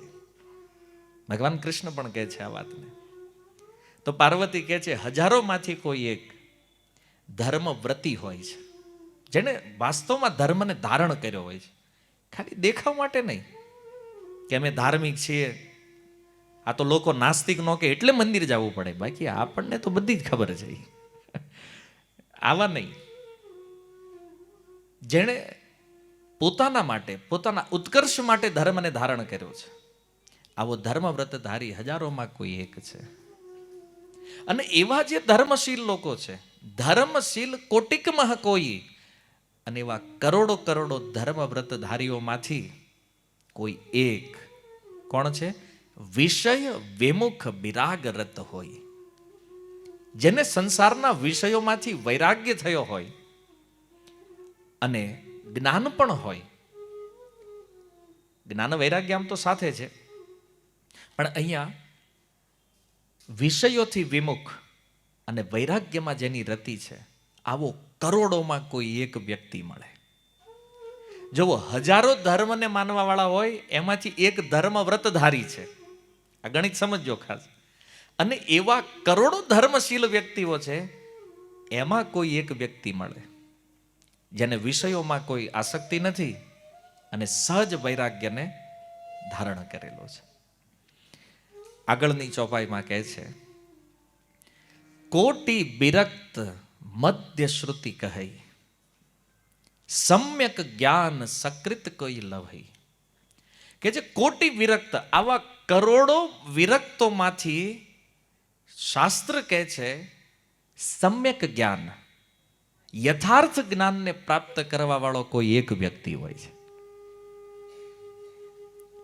જો કેટલા દુર્લભ છે આ લોકો, એકથી એક બધા. સમ્યક યથાર્થ જ્ઞાન જે પ્રાપ્ત કરે છે. અને આનો સિમિલર શ્લોક ગીતામાં શું છે? બહુનામ જન્મનામ અંતે જ્ઞાનવાન મામ પ્રપદ્યંતે. હે અર્જુન, બહુ બહુ જન્મો જ્યારે વ્યતીત થાય ત્યારે વ્યક્તિને જ્ઞાન થાય કે આ જગતમાં કરતા હરતા જે છે એ હું છું. ભગવાન કૃષ્ણ કહે છે.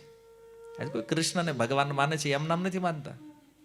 અનંત અનંત જન્મોના એ જ્ઞાનને એકત્ર કરતા કરતા આવ્યા ત્યારે કોઈ એક જીવનમાં બહુનામ જન્મના મંતે એ જ્ઞાન થાય કે કૃષ્ણ પરમ તત્વ છે, આનાથી પરે કોઈ નથી. આ સમજાય. શાસ્ત્રોમાં તો છે પણ મનમાં આવવું જોઈએ, એ જ્ઞાન અંદર પ્રગટ થવું જોઈએ. એટલે ગીતામાં કૃષ્ણ કહે છે બહુનામ જન્મના. ભગવાન કૃષ્ણ પરમ તત્વ છે આ સમજવા માટે તે અનેક જન્મો નીકળી જાય છે. અને અહીંયા માતા પાર્વતી પણ એ કહી રહ્યા છે. તો આવો વ્યક્તિ જેને સમ્યક જ્ઞાન પ્રાપ્ત થયું છે આ દુર્લભ છે. જ્ઞાનવંત કોટિક મહ કહો, અને આવા કરોડો કરોડો જ્ઞાનીઓમાંથી કોઈ એક વ્યક્તિ જીવન મુક્ત મહાપુરુષ હોય છે. જે છે સંસારમાં, શરીર પણ છે, છતાં એણે જીવતા જીવ મુક્તિને પ્રાપ્ત કરી લીધી છે. રહેતા હોય આપણી જેમ જ, આપણી હારે જ હોય, આપણી આજુબાજુમાં હોય, પણ ખબર ન પડે કે આટલો મોટો મહાપુરુષ છે, ઓળખાય નહીં. પાર્વતી કરોડોની વચ્ચે કોઈ એક જીવન મુક્ત મહાપુરુષ છે, જીવતા જીવ જેણે મુક્તિ લીધી છે.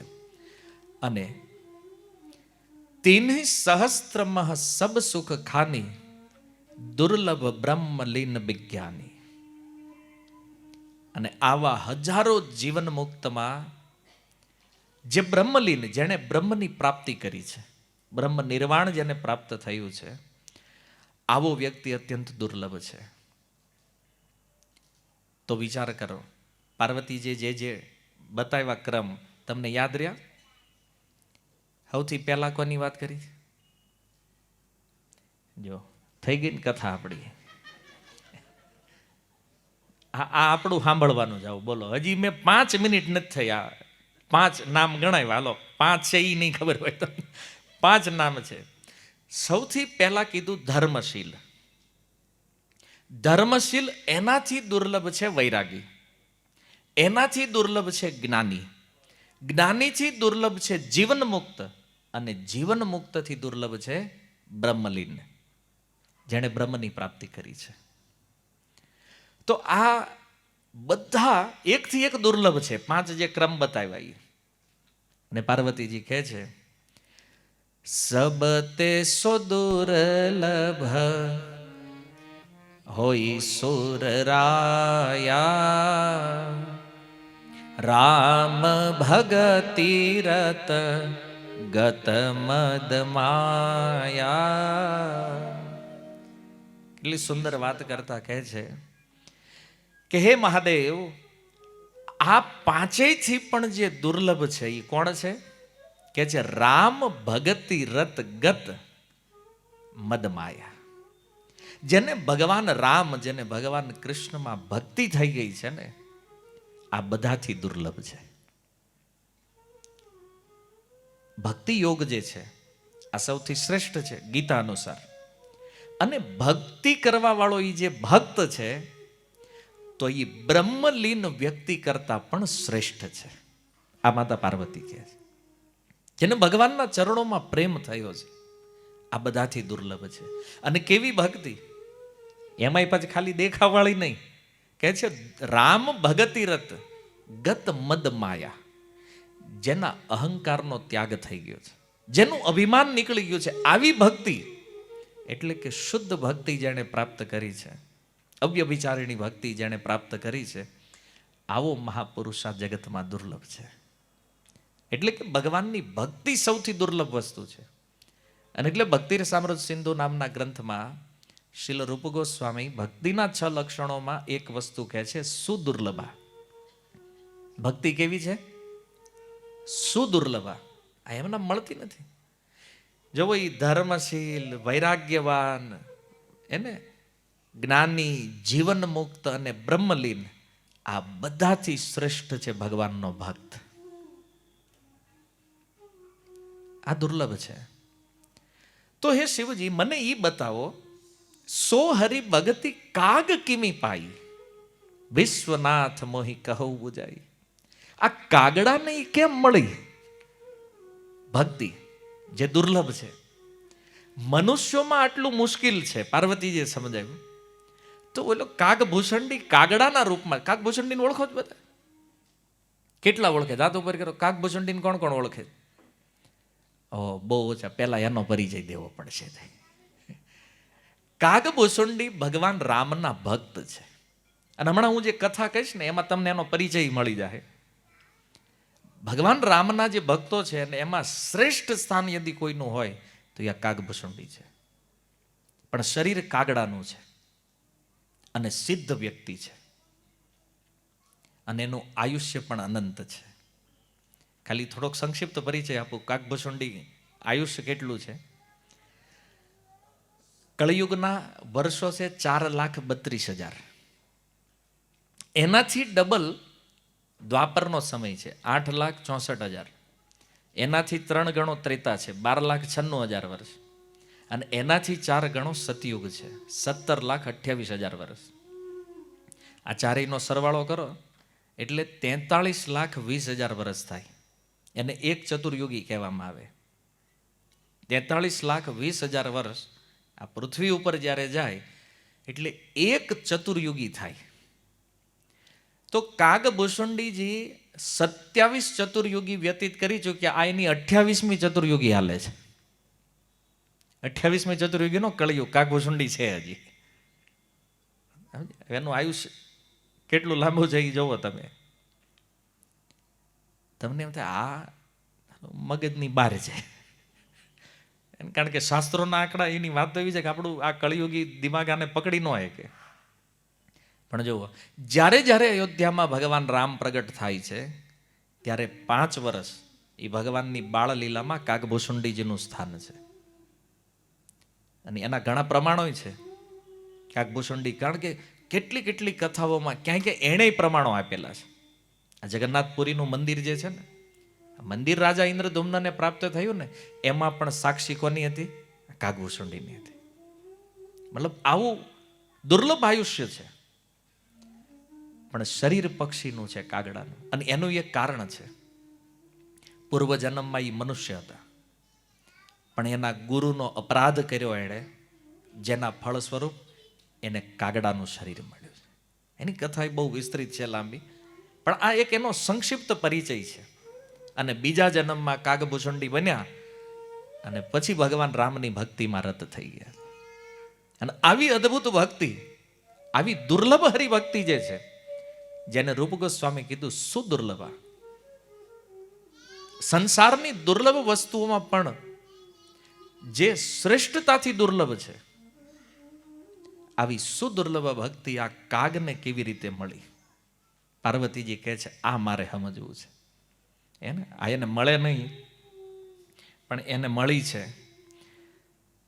તો હે નાથ, તમે મને એ કહો, એને આ કાગડાનું શરીર કેમ મળ્યું અને આ સુંદર રામ કથા એને ક્યાંથી મળી? આમાં મને બહુ આશ્ચર્ય થઈ રહ્યું છે. બીજું પાર્વતીજી કહે છે, ગરુડ મહાજ્ઞાની ગુણ રાશિ, હરિસેવક અતિ નિકટ નિવાસી. અને તમે કહો છો કાગભૂષણડીજી પાસેથી ગરુડજીએ સાંભળી. પાર્વતીજીને એમ થયું કારણ કહેવામાં કંઈક મિસ્ટેક નથી થતી કે ગરુડજી પાસે કાગડાએ સાંભળી, એમ કે બરાબર છે. પણ આ ક્રમ ઉલટો છે. ગરુડ પક્ષીઓના રાજા છે અને કહે છે મહાજ્ઞાની છે, સદગુણોના ભંડાર છે અને સાક્ષાત ભગવાન નારાયણના સેવક છે. નારાયણને પણ ક્યાંય ચાલવું હોય ને તો એ ગરુડજી ઉપર સવાર થઈને આવે છે. અને આવા ગરુડ જેણે આટલા ઋષિમુનિઓનો સંગ કર્યો છે, સાક્ષાત ભગવાનના સંગમાં રહે છે, તો પછી ગરુડને એવું શું થયું કે એને આની પાસે કથા સાંભળવા જવું પડ્યું? અને ઈ કયો કે આ કાગભૂષણડી ઈ ભગવાનના ભગત, ગરુડજી ઈ ભગવાનના ભગત, તો આ બેયની વચ્ચે ડિસ્કસ કેવી રીતે થઈ? આની વાતચીત થઈ કેવી રીતે? અને પાર્વતીજીની આ સુંદર સરળ વાણી સાંભળી. અને જો સરળતા આવી જ જાય, કથા જ્યારે કોઈ વ્યક્તિ સાંભળી લે ને પછી એમાં સરળતા પણ આવે, એની વાણી પણ સરળ થાય. અને આ સાંભળી અને ભગવાન શિવ પ્રસન્ન થયા. એમણે કીધું, ધન્ય સતી પાવનમતી તોરી, રઘુપતિ ચરણ પ્રીતિ નહીં છોરી. ધન્ય છે પાર્વતી. કેમ? કારણ કે થોડાક ટાઈમ પહેલા સંદેહ હતો આ રામની અંદર તને, અને આજે તારો પ્રેમ રામની અંદર જે છે, તારો પ્રેમ એ ઓછો નથી. આ વાતથી થોડુંક એવું લાગે છે કે શિવજી એવું કહેવા માંગે છે કે ઓછો નથી મતલબ જાજોય નથી, મતલબ હજી થયો છે માપે માપે. એને નગર કે ને રઘુપતિ ચરણ પ્રીતિ નહીં થોડી, થોડીક નથી મતલબ જાજી નથી, પણ બરાબર છે માપની. એને સુનહુ પરમ પુનિત ઇતિહાસા, જો સુની સકલ લોક ભ્રમનાશ. અને ઈ પાવન ઇતિહાસ હું સંભળાવું છું કે જેને સાંભળીને સમગ્ર સંશય, સમગ્ર ભ્રમ આ બધાનો નાશ થઈ જાય, રામના ચરણોમાં વિશ્વાસ થઈ જાય. અને સૌથી સારી વાત તો એ છે કે આ કથા કોઈ શ્રવણ કરે અનાયાસ ભવસાગર પાર થઈ જાય. એટલા માટે ખૂબ ધ્યાનથી સાંભળ. જેવો પ્રશ્ન આજે તે મને કર્યો છે, આવો જ પ્રશ્ન પક્ષીરાજ ગરુડજીએ કાગભૂષુંડી પાસે જઈને કર્યો છે. હે ઉમા, આ સર્વ હું આદર સહિત મન લગાવીને તું સાંભળ. હું ખૂબ સુંદર આનું વર્ણન કરું છું. અને સૌથી પહેલા શિવજી કહે છે કે હું ઈ સંભળાવું છું કે હું ન્યા કથા સાંભળવા હું કામ ગયો હતો. ગરુડજીની વાત પછી, કારણ કે પહેલા શિવજીએ કહી દીધું ને કે હું તને ઈ કથા સંભળાવું છું જે કથા કાગભૂષુંડીજીએ ગરુડજીને સંભળાવી હતી. તો પાર્વતીજીને મનમાં થયું ને કે તો તમે ગયા હશો ને સાંભળવા, ત્યારે તમે સાંભળ્યું હોય, મને અહીં કહી રહ્યા છો. અને શિવજીને ખબર હતી કે આના સંદેહ કાપવા જરૂરી છે બધા, એટલે એણે કીધું પહેલા એ કથા કહીશ કે હું કામ ત્યાં ગયો તો સાંભળવા. અને ભગવાન શિવ કહે છે, મેં જીમી કથા સુની ભવમોચની, સો પ્રસંગ સુનો સુમુખી સુલોચની.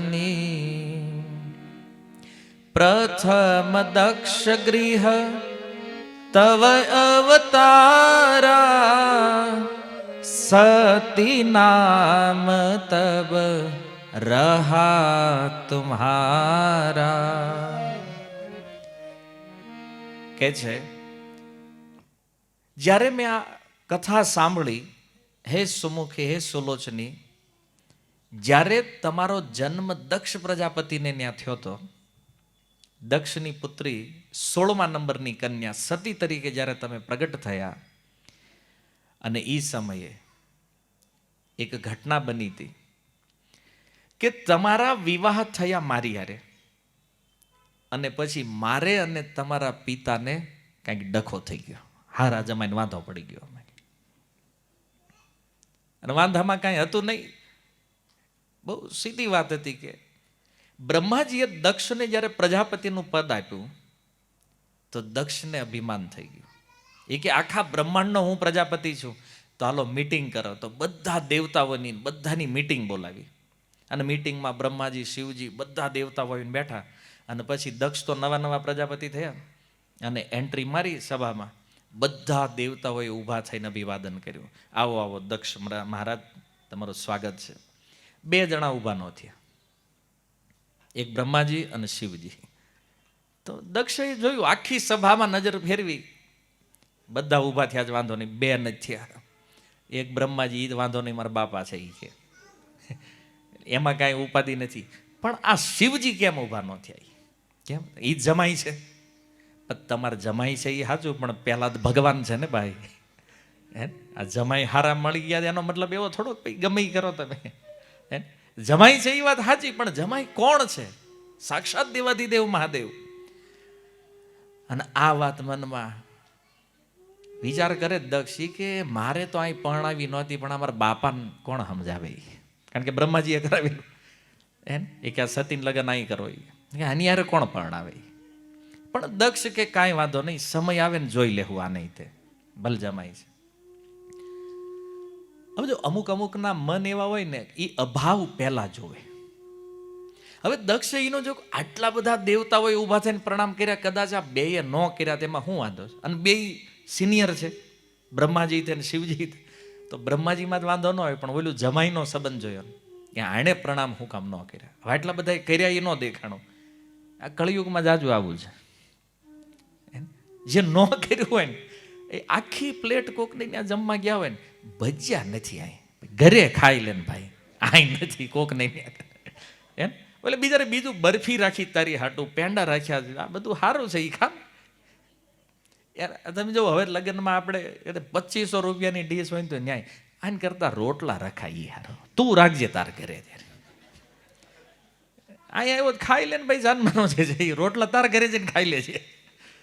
પણ આ દક્ષના વંશજો ગયા નથી હજી છે.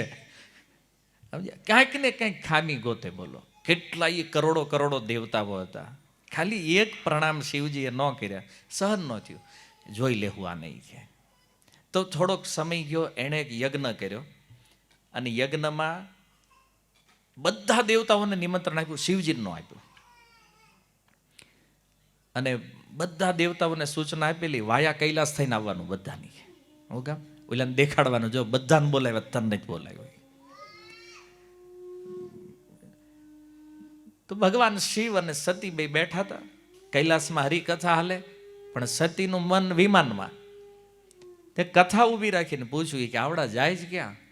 એ કે તમારા બાપા ન્યા. તો શિવજી એનું કીધું કે મારા સસરા ન્યા જાય છે. શું કીધું? તમારા પિતાજી ન્યા જાય છે બધા. કેમ? એ કે એણે એક બહુ મોટો યજ્ઞ કર્યો. તો કે આપણે નહીં જવાનું, કે આમંત્રણ નથી. શિવજી કે જવાય ખરું, પણ કંકોત્રી આવી નથી, આપણે કેમ જવું? સતી, ત્યારે સતી હતા, એણે કીધું કે આપણને કંકોત્રી કેમ નહીં થાપી? એ કે આપણને નહીં થાપી, અમારે એ કે હારા જમાઈને થોડોક ડખો થઈ ગયો. સતીને ખબર નહીં, એટલે એણે પૂછ્યું કે હું તકલીફ શું હતી? એટલે શિવજીએ કીધું કે આ એક સભા મળી હતી અને એમાં બધા આવ્યા અને તમારા પિતા એમાં આવ્યા, બધાએ પ્રણામ કર્યા, મેં ન કર્યા, તો એમાં એને વાંધો પડી ગયો, એટલે એણે આપણને આમંત્રણ મોકલ્યું નથી. હવે જો ગમે એ હોય, બાકી દીકરી તો પિતાના પક્ષમાં જ ઝૂકે. તો સતીએ કીધું ઈ કે પણ બધાએ પ્રણામ કર્યા, તમને શું વાંધો હતો પ્રણામ કરવા? તમારા હારા છે ને, કરી લેવાય ને, હું તકલીફ શું હતી એમાં? શિવજી કે જો હું પ્રણામ કરું છું ક્યાં? તો કે જેના હૃદયમાં મને ભગવાન નારાયણનું દર્શન થાય ને, ન્યા હું પ્રણામ કરું છું, બાકી હું ક્યાંય ઝૂકતો નથી. તો સતી કહે છે તમને બધે નારાયણ દેખાય, તે મારા બાપામાં ન દેખાણા? એમાંય છે ને એ પરમાત્મા રૂપે, એ તો બધામાં છે, એમાંય છે ને, એમાં કેમ ન દેખાણા?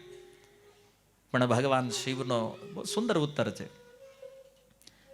એ કે જુઓ દેવી, જે વ્યક્તિ અભિમાનથી આવૃત થઈ ગયો હોય ને, એના હૃદયમાં ભગવાન તો છે, પણ એ અહંકાર જે છે ને, એ નારાયણના સ્વરૂપને આવૃત કરી લે છે.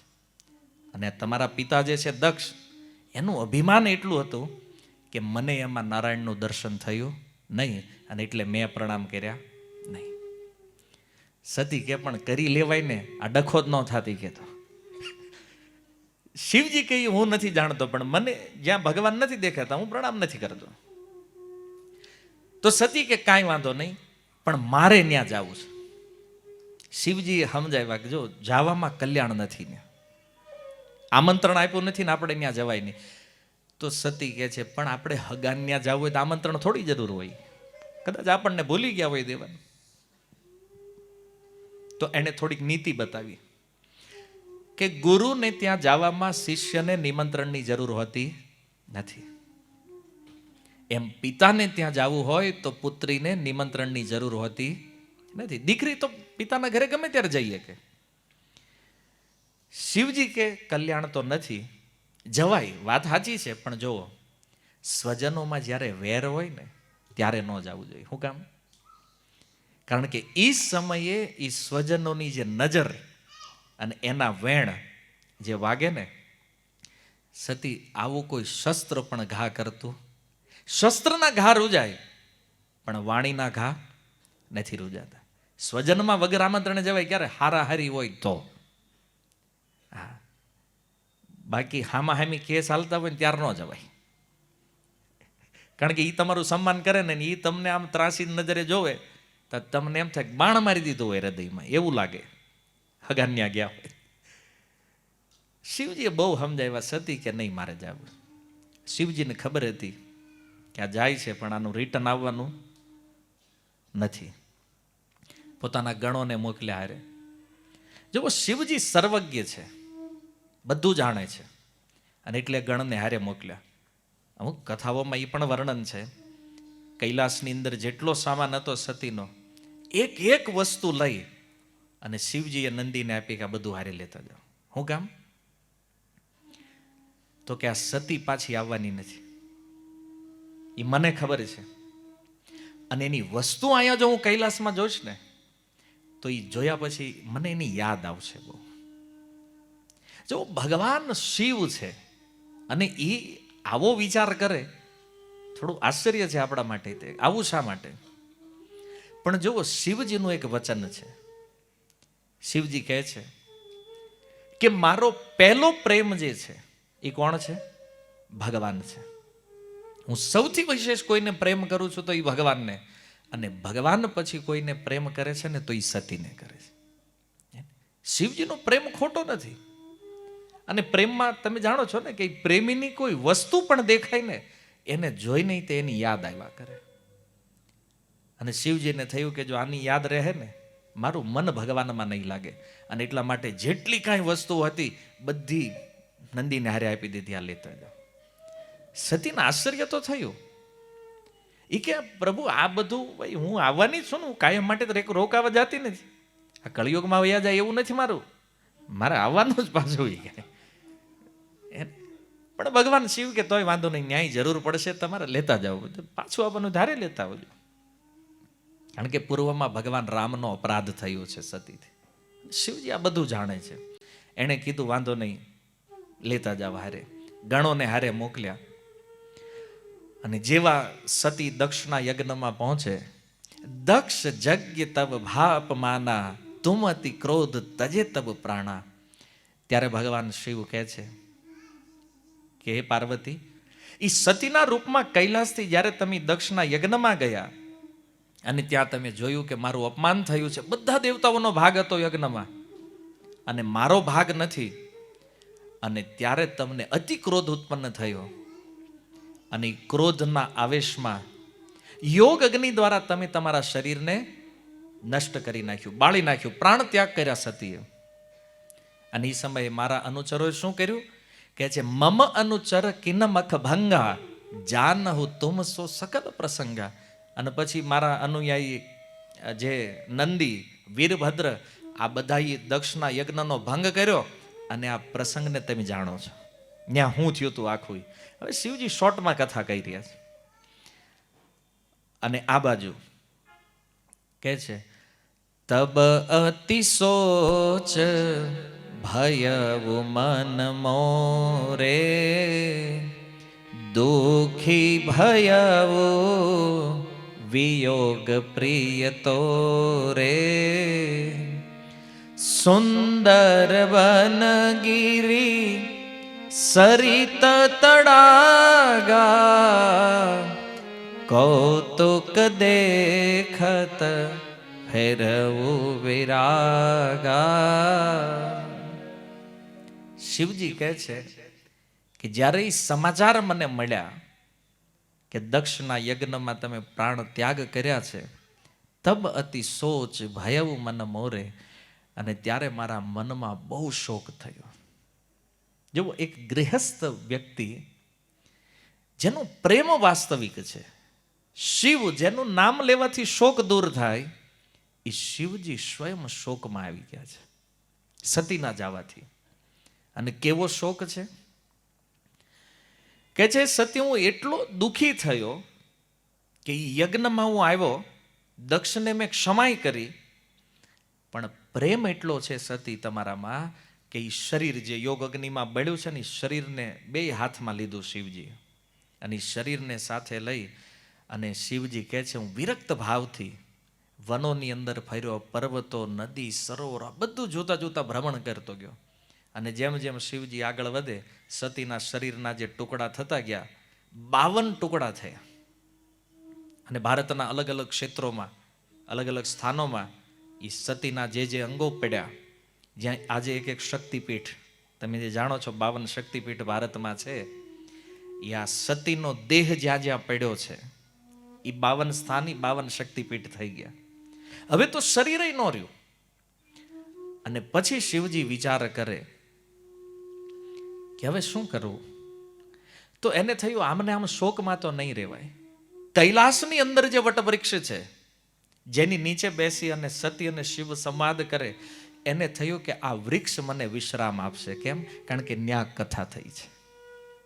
આ જગ્યા મારા વિશ્રામનું કારણ છે. શિવજી એ વટવૃક્ષની નીચે આવે પણ ન્યાય કોઈ શાંતિ ન મળી એને. જુઓ, અહીંયા સુધીની કથા બધાને ખબર છે કે સતીનો દેહ ત્યાગ થયો. પછી શું થયું છે એ હવે ભગવાન શિવ પાર્વતીને કહે છે. હું ફર્યો બધી જગ્યાએ, છેલ્લે કૈલાસનો મેં આશ્રય લીધો, એ વટવૃક્ષનો આશ્રય લીધો જેની નીચે મેં તને હરિકથા સંભળાવી હતી. છતાં પણ હે સતી, હે પાર્વતી, મારો શોક ગયો નહીં. જુઓ, કૈલાસમાં શાંતિ નથી ભગવાન શિવને. અને ત્યારે એણે વિચાર કર્યો કે હવે શું કરવું. અને એ સમયે ગિરી સુમેર ઉત્તર દિશી દોરી, ઉત્તર દિશાની અંદર હું ગયો અને હિમાલયની એ પર્વતમાળાઓમાં એક સુંદર નીલ શૈલ, એક સુંદર ભૂરી, એક નીલ પર્વત જોયો મેં. અને એ નીલ પર્વતના 4 શિખર, ચારેય શિખર સુવર્ણના છે. અને શિવજી કહે છે આટલા સમયથી વિયોગમાં ફરતો હતો પણ પહેલી વાર મને આ સ્થાન ગમ્યું. એ નીલ પર્વત, એના એ 4 શિખરો, એને જોતા મારા મનની અંદર શાંતિ થઈ. શિવજીને લાગ્યું અહીંયા કાંઈક ઉકેલ નીકળે એવું લાગે છે. અને ત્યારે મેં જોયું એ ચારેય શિખરો ઉપર એક એક વૃક્ષ છે. એકની ઉપર વડ છે, એકની ઉપર પીપળો છે, એકની ઉપર પ્લક્ષ, એને સંસ્કૃત પાકરી કહે છે.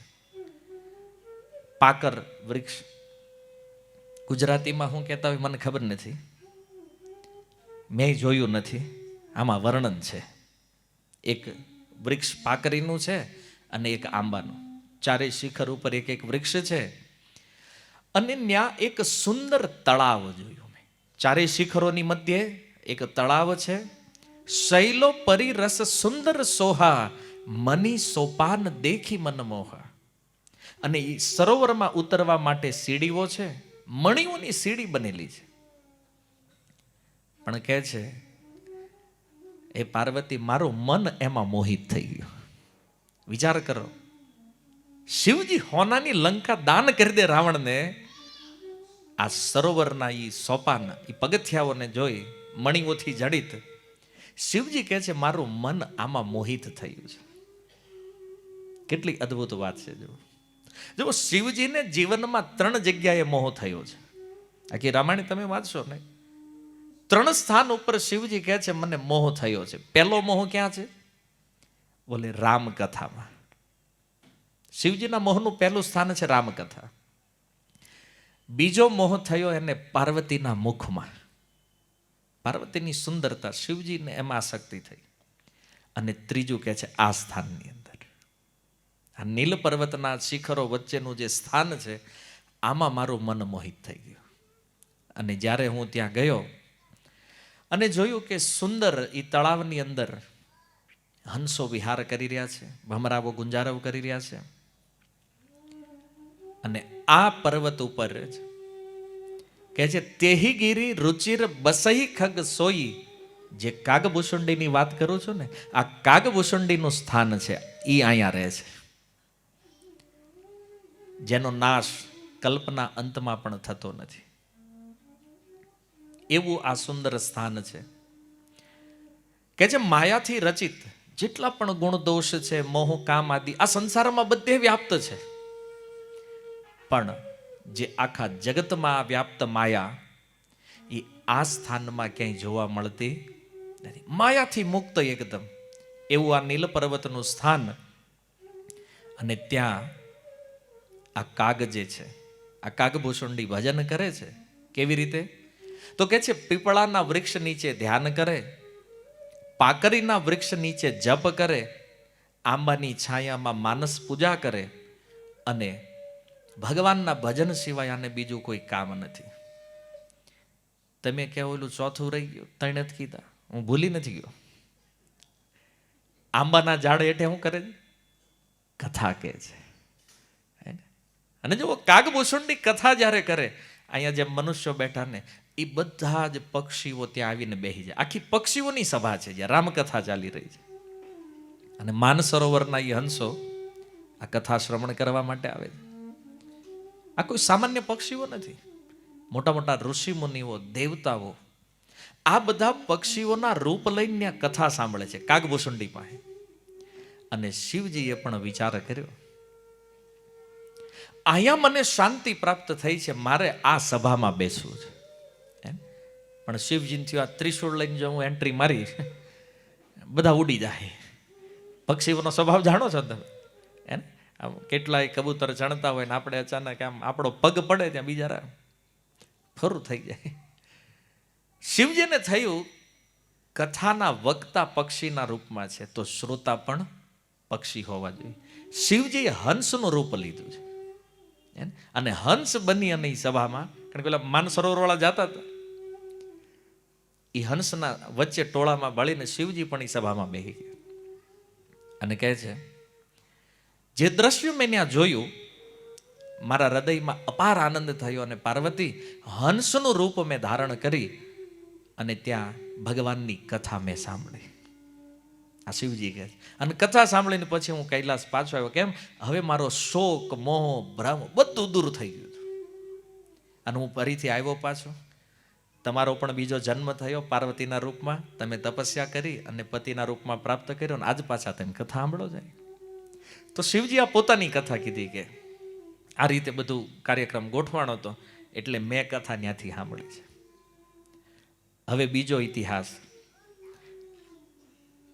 કે કાગભૂષણજીએ ગરુડજીને કથા કેમ સાંભળાવી. તો સાંભળવું છે ને, તમારો ટાઈમ થઈ ગયો છે તો સાંભળતા જાવ. આ હું કામ ગયા થોડુંક સંક્ષિપ્તમાં લેશું.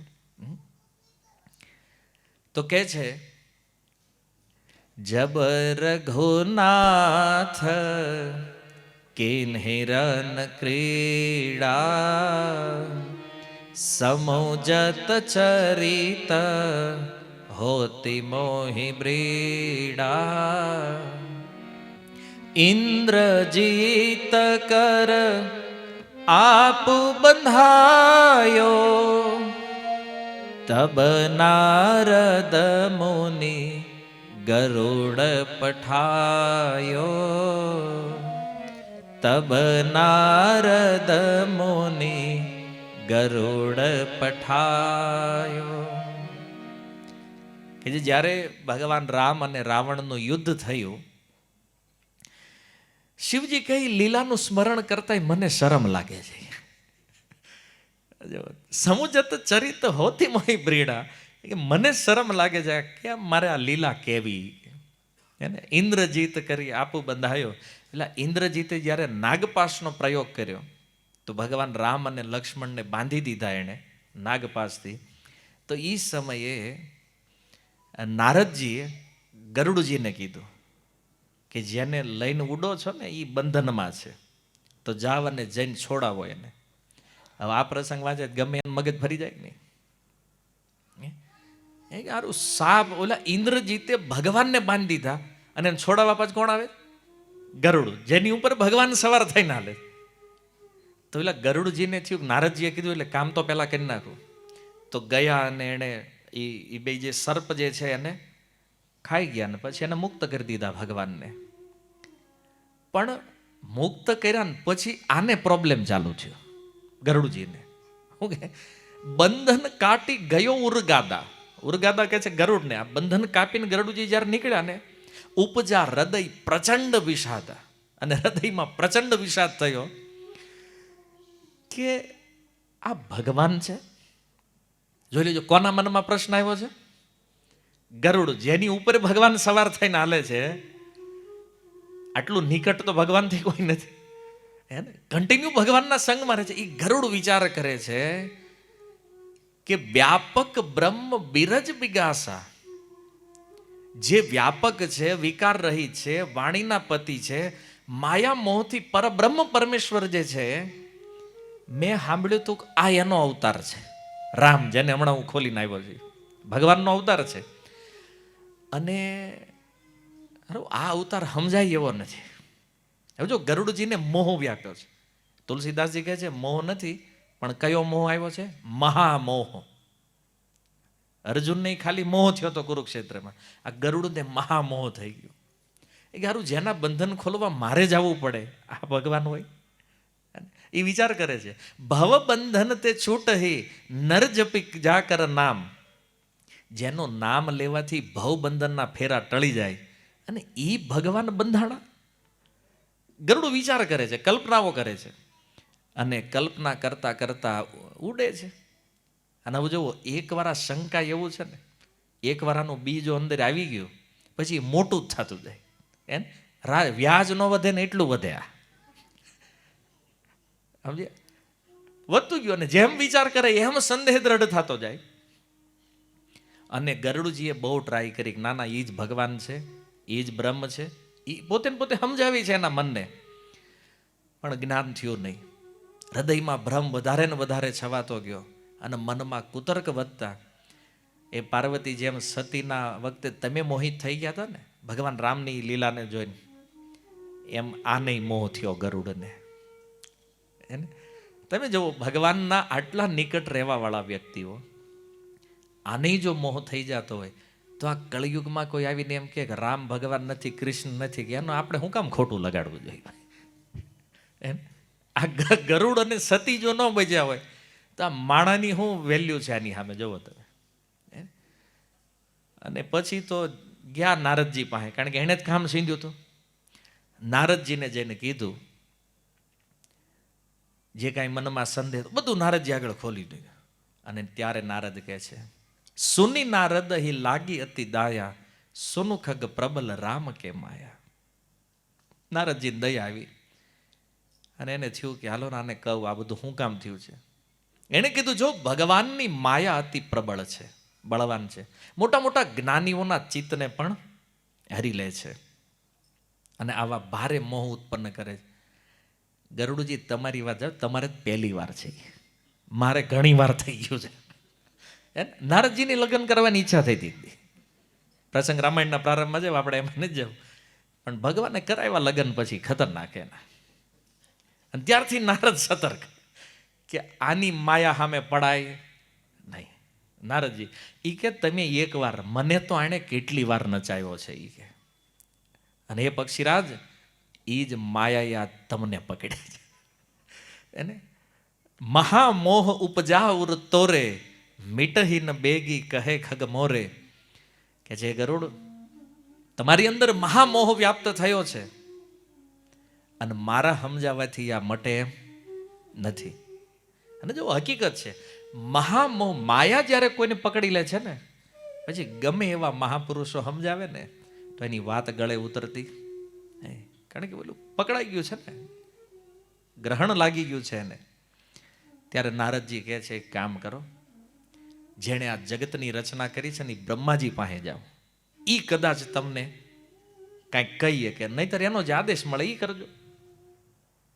તો નારદજીએ મોકલ્યા બ્રહ્માજી પાસે, અને ભગવાનનું ગુણગાન કરતા કરતા આવ્યા બ્રહ્માજી પાસે. બ્રહ્માજીની આખી કથા સંભળાવી કે આવું આવું થયું છે. ત્યારે બ્રહ્માજીએ મનોમન ભગવાન રામને પ્રણામ કર્યા. ભગવાન રામનું સ્મરણ થતા બ્રહ્માજીને અત્યંત પ્રેમ આનંદ થયો, અને બ્રહ્માજી મનમાં વિચારવા માંડ્યા કે આ ભગવાનની માયા છે ખતરનાક. કેમ તો કે આણે આપણને નચાવ્યા છે. બ્રહ્માજી કે હું આમાંથી બહાર નથી ભાઈ. બ્રહ્મ વિમોહન લીલા પ્રસિદ્ધ છે બ્રજમાં, એટલે કૃષ્ણના વાછરડાને ગોપ સખાઓની ચોરી કરી હતી. તો બ્રહ્માજી કે મારે એકવાર નહીં, આવું મારે ઘણી વાર થઈ ગયું. કે ભાઈ આમાં શું કરવું? એ કે આપણે આખું જગત ભગવાનની માયા દ્વારા રચિત થયું છે.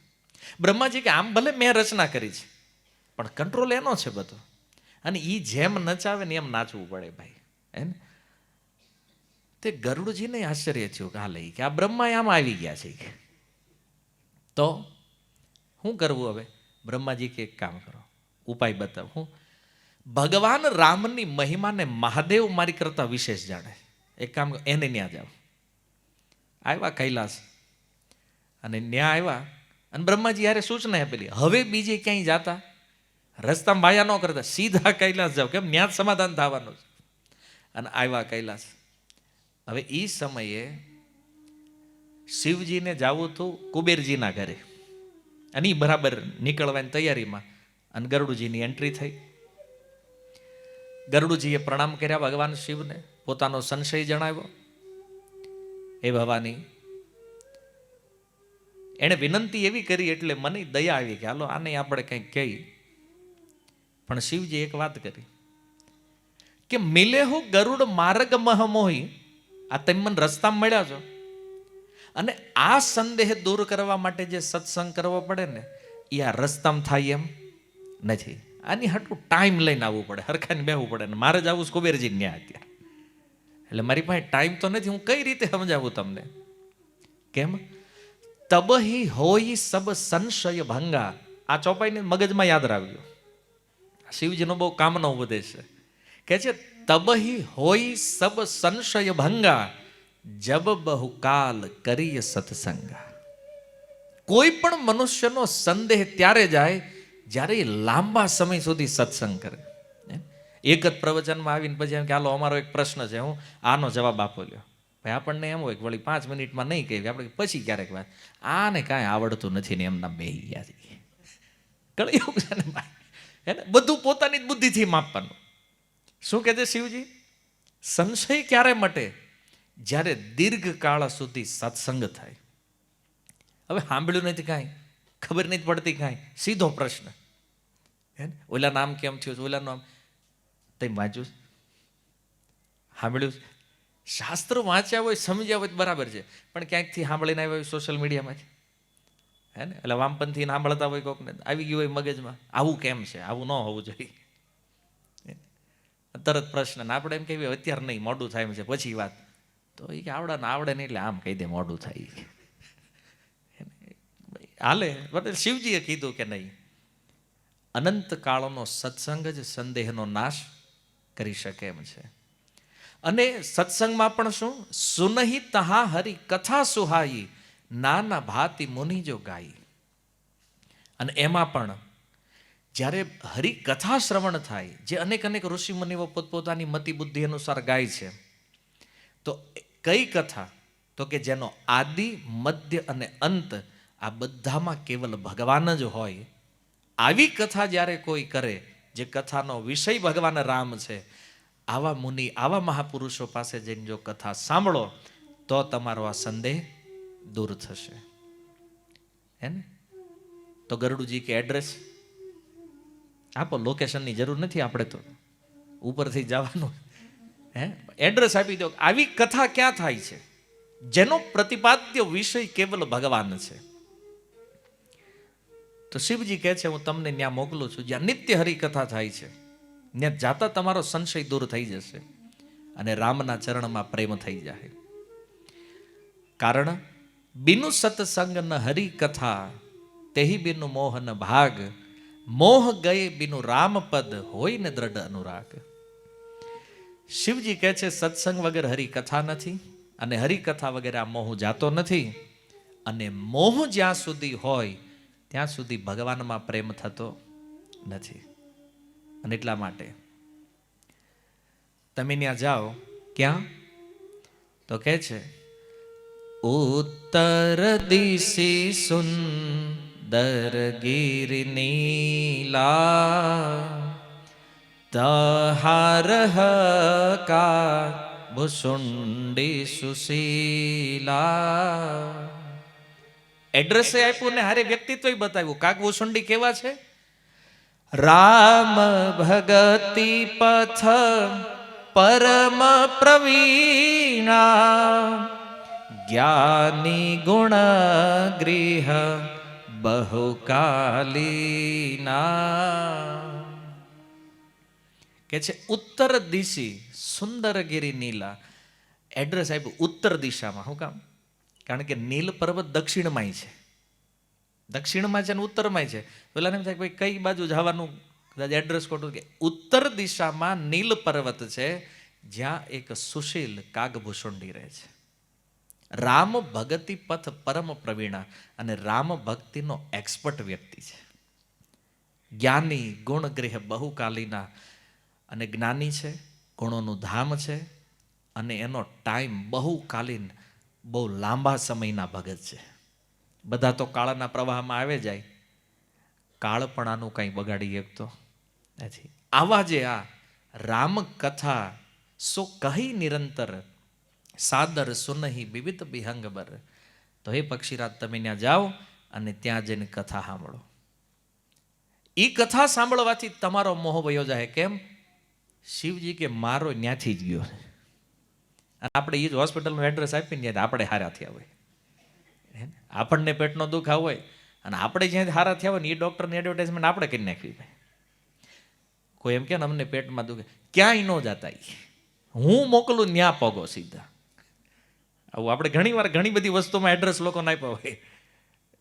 એમ શિવજીએ કીધું કે મારો મોહ જે છે એ જ્યાંથી ગયો હોય એટલે તમારો ત્યાં વયો જાય. આપણી ગેરંટી, એટલે તમે ત્યાં જાઓ. તો પાર્વતીજીએ કીધું કે તમે ન્યા ઠેઠ મોકલ્યા, તો પછી તમારે સમજાઈ દેવાય ને. તમે જ કથા કહી દીધી હોત તો શું વાંધો હતો? બિચારા ન્યા ઠેઠ ધક્કો કરાયો. શું કામ ભગવાન શિવે એને કથા નથી સંભળાવી? એનું એક કારણ, શિવજીએ શું કામ ન કીધું કે હોય હિ કિન્હી કબહુ અભિમાના, સોખો વેચહ કૃપા નિધાના.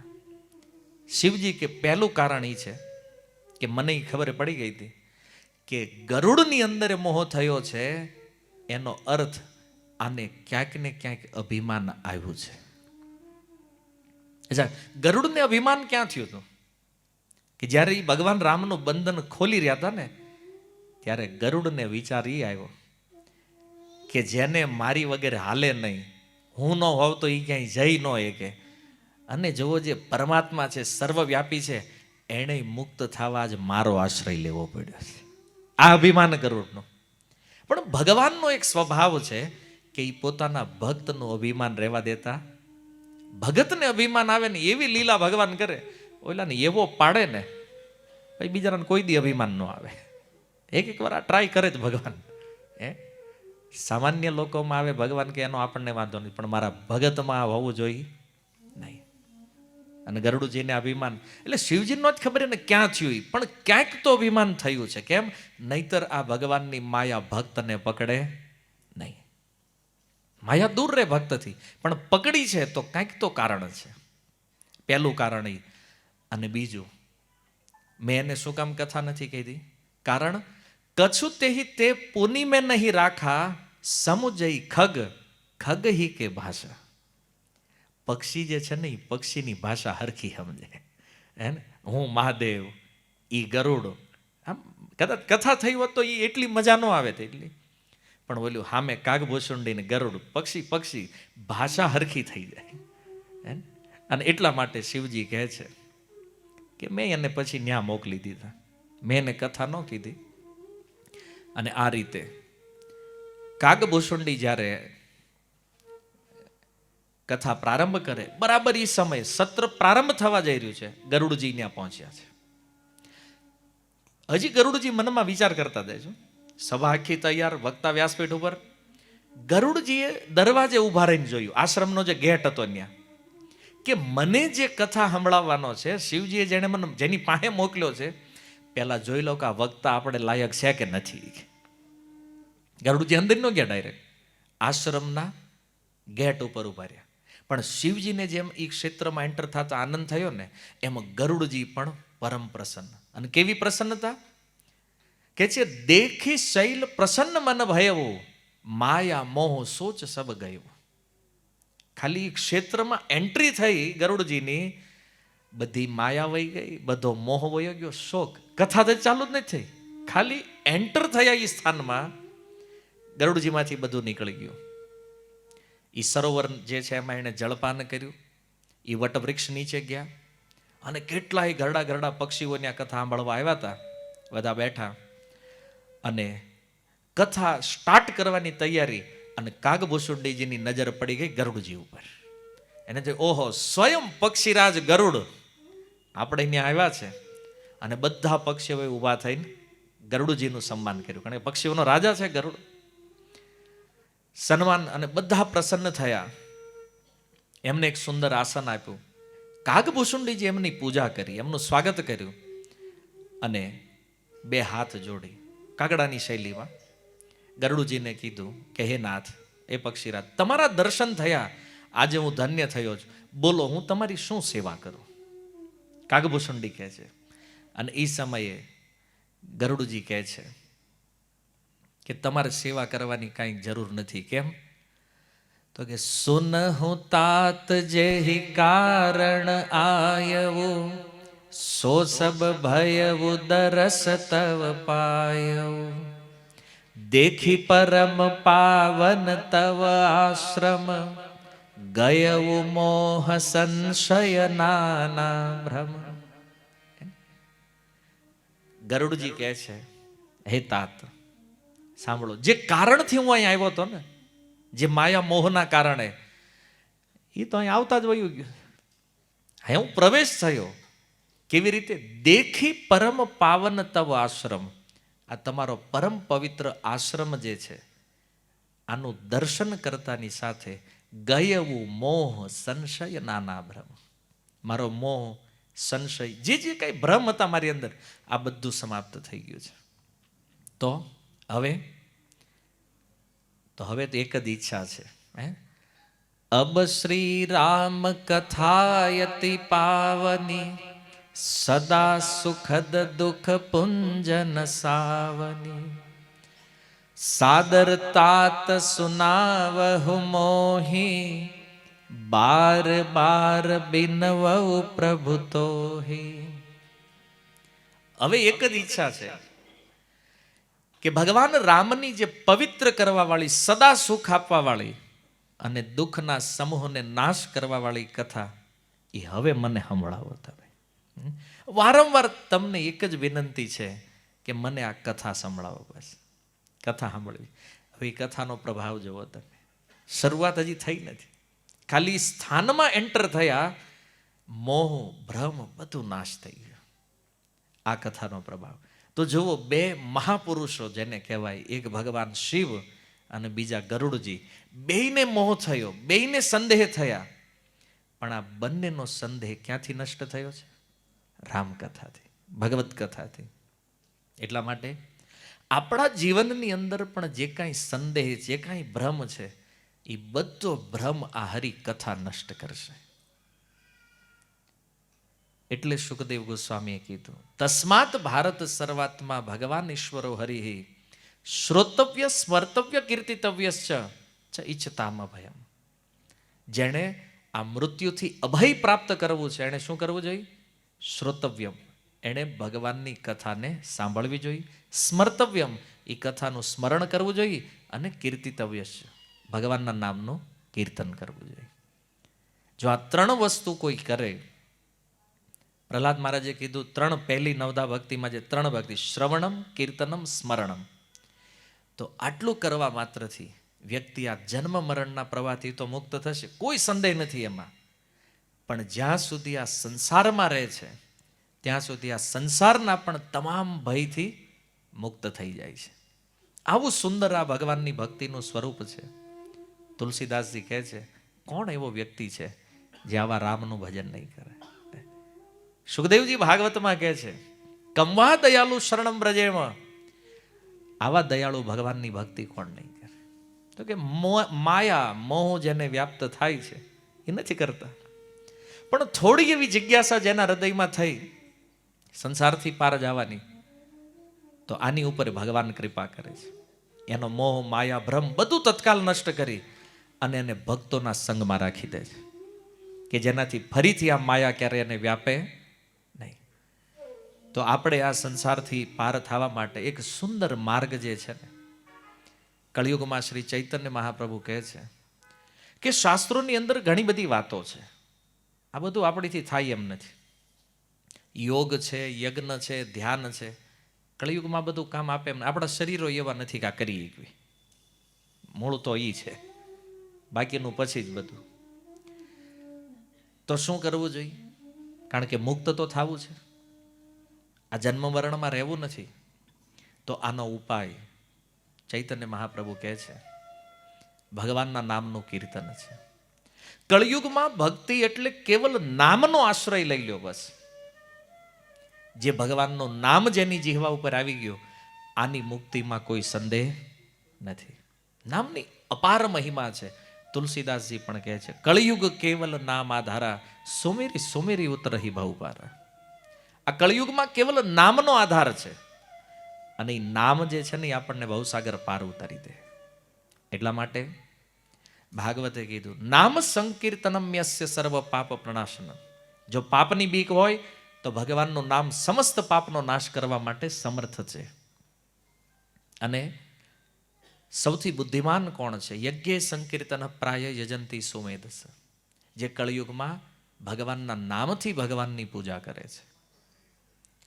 આ સાર છે શાસ્ત્રોનો. ભાગવત, ગીતા, રામાયણ, તમામ શાસ્ત્ર વાંચશો ત્યારે અંતિમ જે નીકળવાનું છે ને એ હરિનામ છે.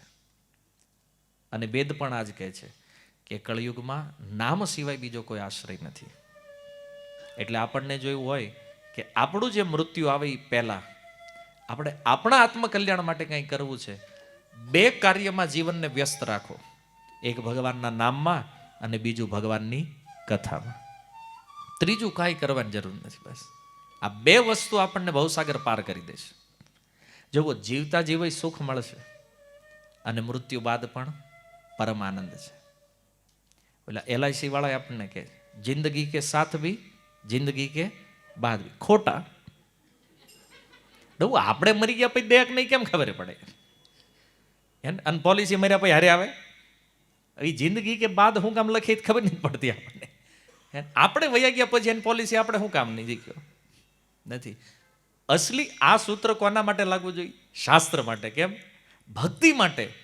જિંદગી કે સાથ ભી જિંદગી કે બાદ ભી એ કેવલ ભગવાનનું નામ છે. જીવતા હારે રે ને મર્યા પછી હારે રે. એટલે આ નામ જે છે ને, આની સિવાય આપણો કોઈ ઉદ્ધાર કરે એમ. આ નામ સ્વયં ભગવાન છે. અભિન્ન ત્વામ નામ નામી. કળિયુગમાં નામના રૂપે, કલિકાલે કૃષ્ણ રૂપે તવ અવતાર. કળિયુગમાં આ નામ જે છે ને એ જ સાક્ષાત ભગવાનનો અવતાર છે. અને એટલા માટે અમારા એક સંન્યાસી છે, એમણે એનું સૂત્ર બહુ સારું છે, મને ગમે. અમારે નવયોગેન્દ્ર મહારાજ કહે કે ઇતના જપ કર કી હદ કર દે, યમરાજ ભી અપના ખાતા રદ કર દે. હે ને? એટલું ભગવાનનું નામ જપો કે યમરાજજી કહી દે કે આ ચોપડો કરો બંધ હવે. હે ને? આમાં કાંઈ હવે જવા જેવું નથી. એટલે એટલું નામ જપો કે યમરાજજી ખાતું કેન્સલ કરી નાખે. કેમ? આપણે યમલોક નહીં, વૈકુંઠ જવું છે, ભગવાનના ચરણમાં જવું છે. તો બસ ભગવાનના નામથી પહોંચી જશે. એટલે આનથી સરળ વિધિ બીજી કોઈ નથી. બાકી ટ્રાય બધા કરે, પણ કળિયુગમાં પાયમાં કોણ? જેણે નામનો આશ્રય લીધો. નરસિંહ મહેતા જોઈ લો, મીરા, તુકારામજી, જે 500 વર્ષના ઇતિહાસમાં થયેલા જે ભક્તો છે, એણે ભગવત પ્રાપ્તિ કરી છે. આપણી જ આજુબાજુના ગામડાઓમાંથી છે આ લોકો, અને જે નામથી તરી ગયા છે. શાસ્ત્ર કહે છે એવું નથી, આપણી પાસે પ્રેક્ટિકલ ઉદાહરણ છે. તો આપણો ઉદ્ધારા નામ કરશે. અને ચૈતન્ય મહાપ્રભુએ આપણી ઉપર કૃપા કરી કે આપણને આવીને બતાવ્યું આ કળિયુગમાં કે આ બીજી બધી માથાકૂટ છોડો, કેવલ નામ જપો બસ. હરે કૃષ્ણ કૃષ્ણ કૃષ્ણ હરે હરે, હરે રામ રામ રામ હરે હરે. શીલ પ્રભુપાદ કી. નિતાય ગૌર પ્રેમાનંદે.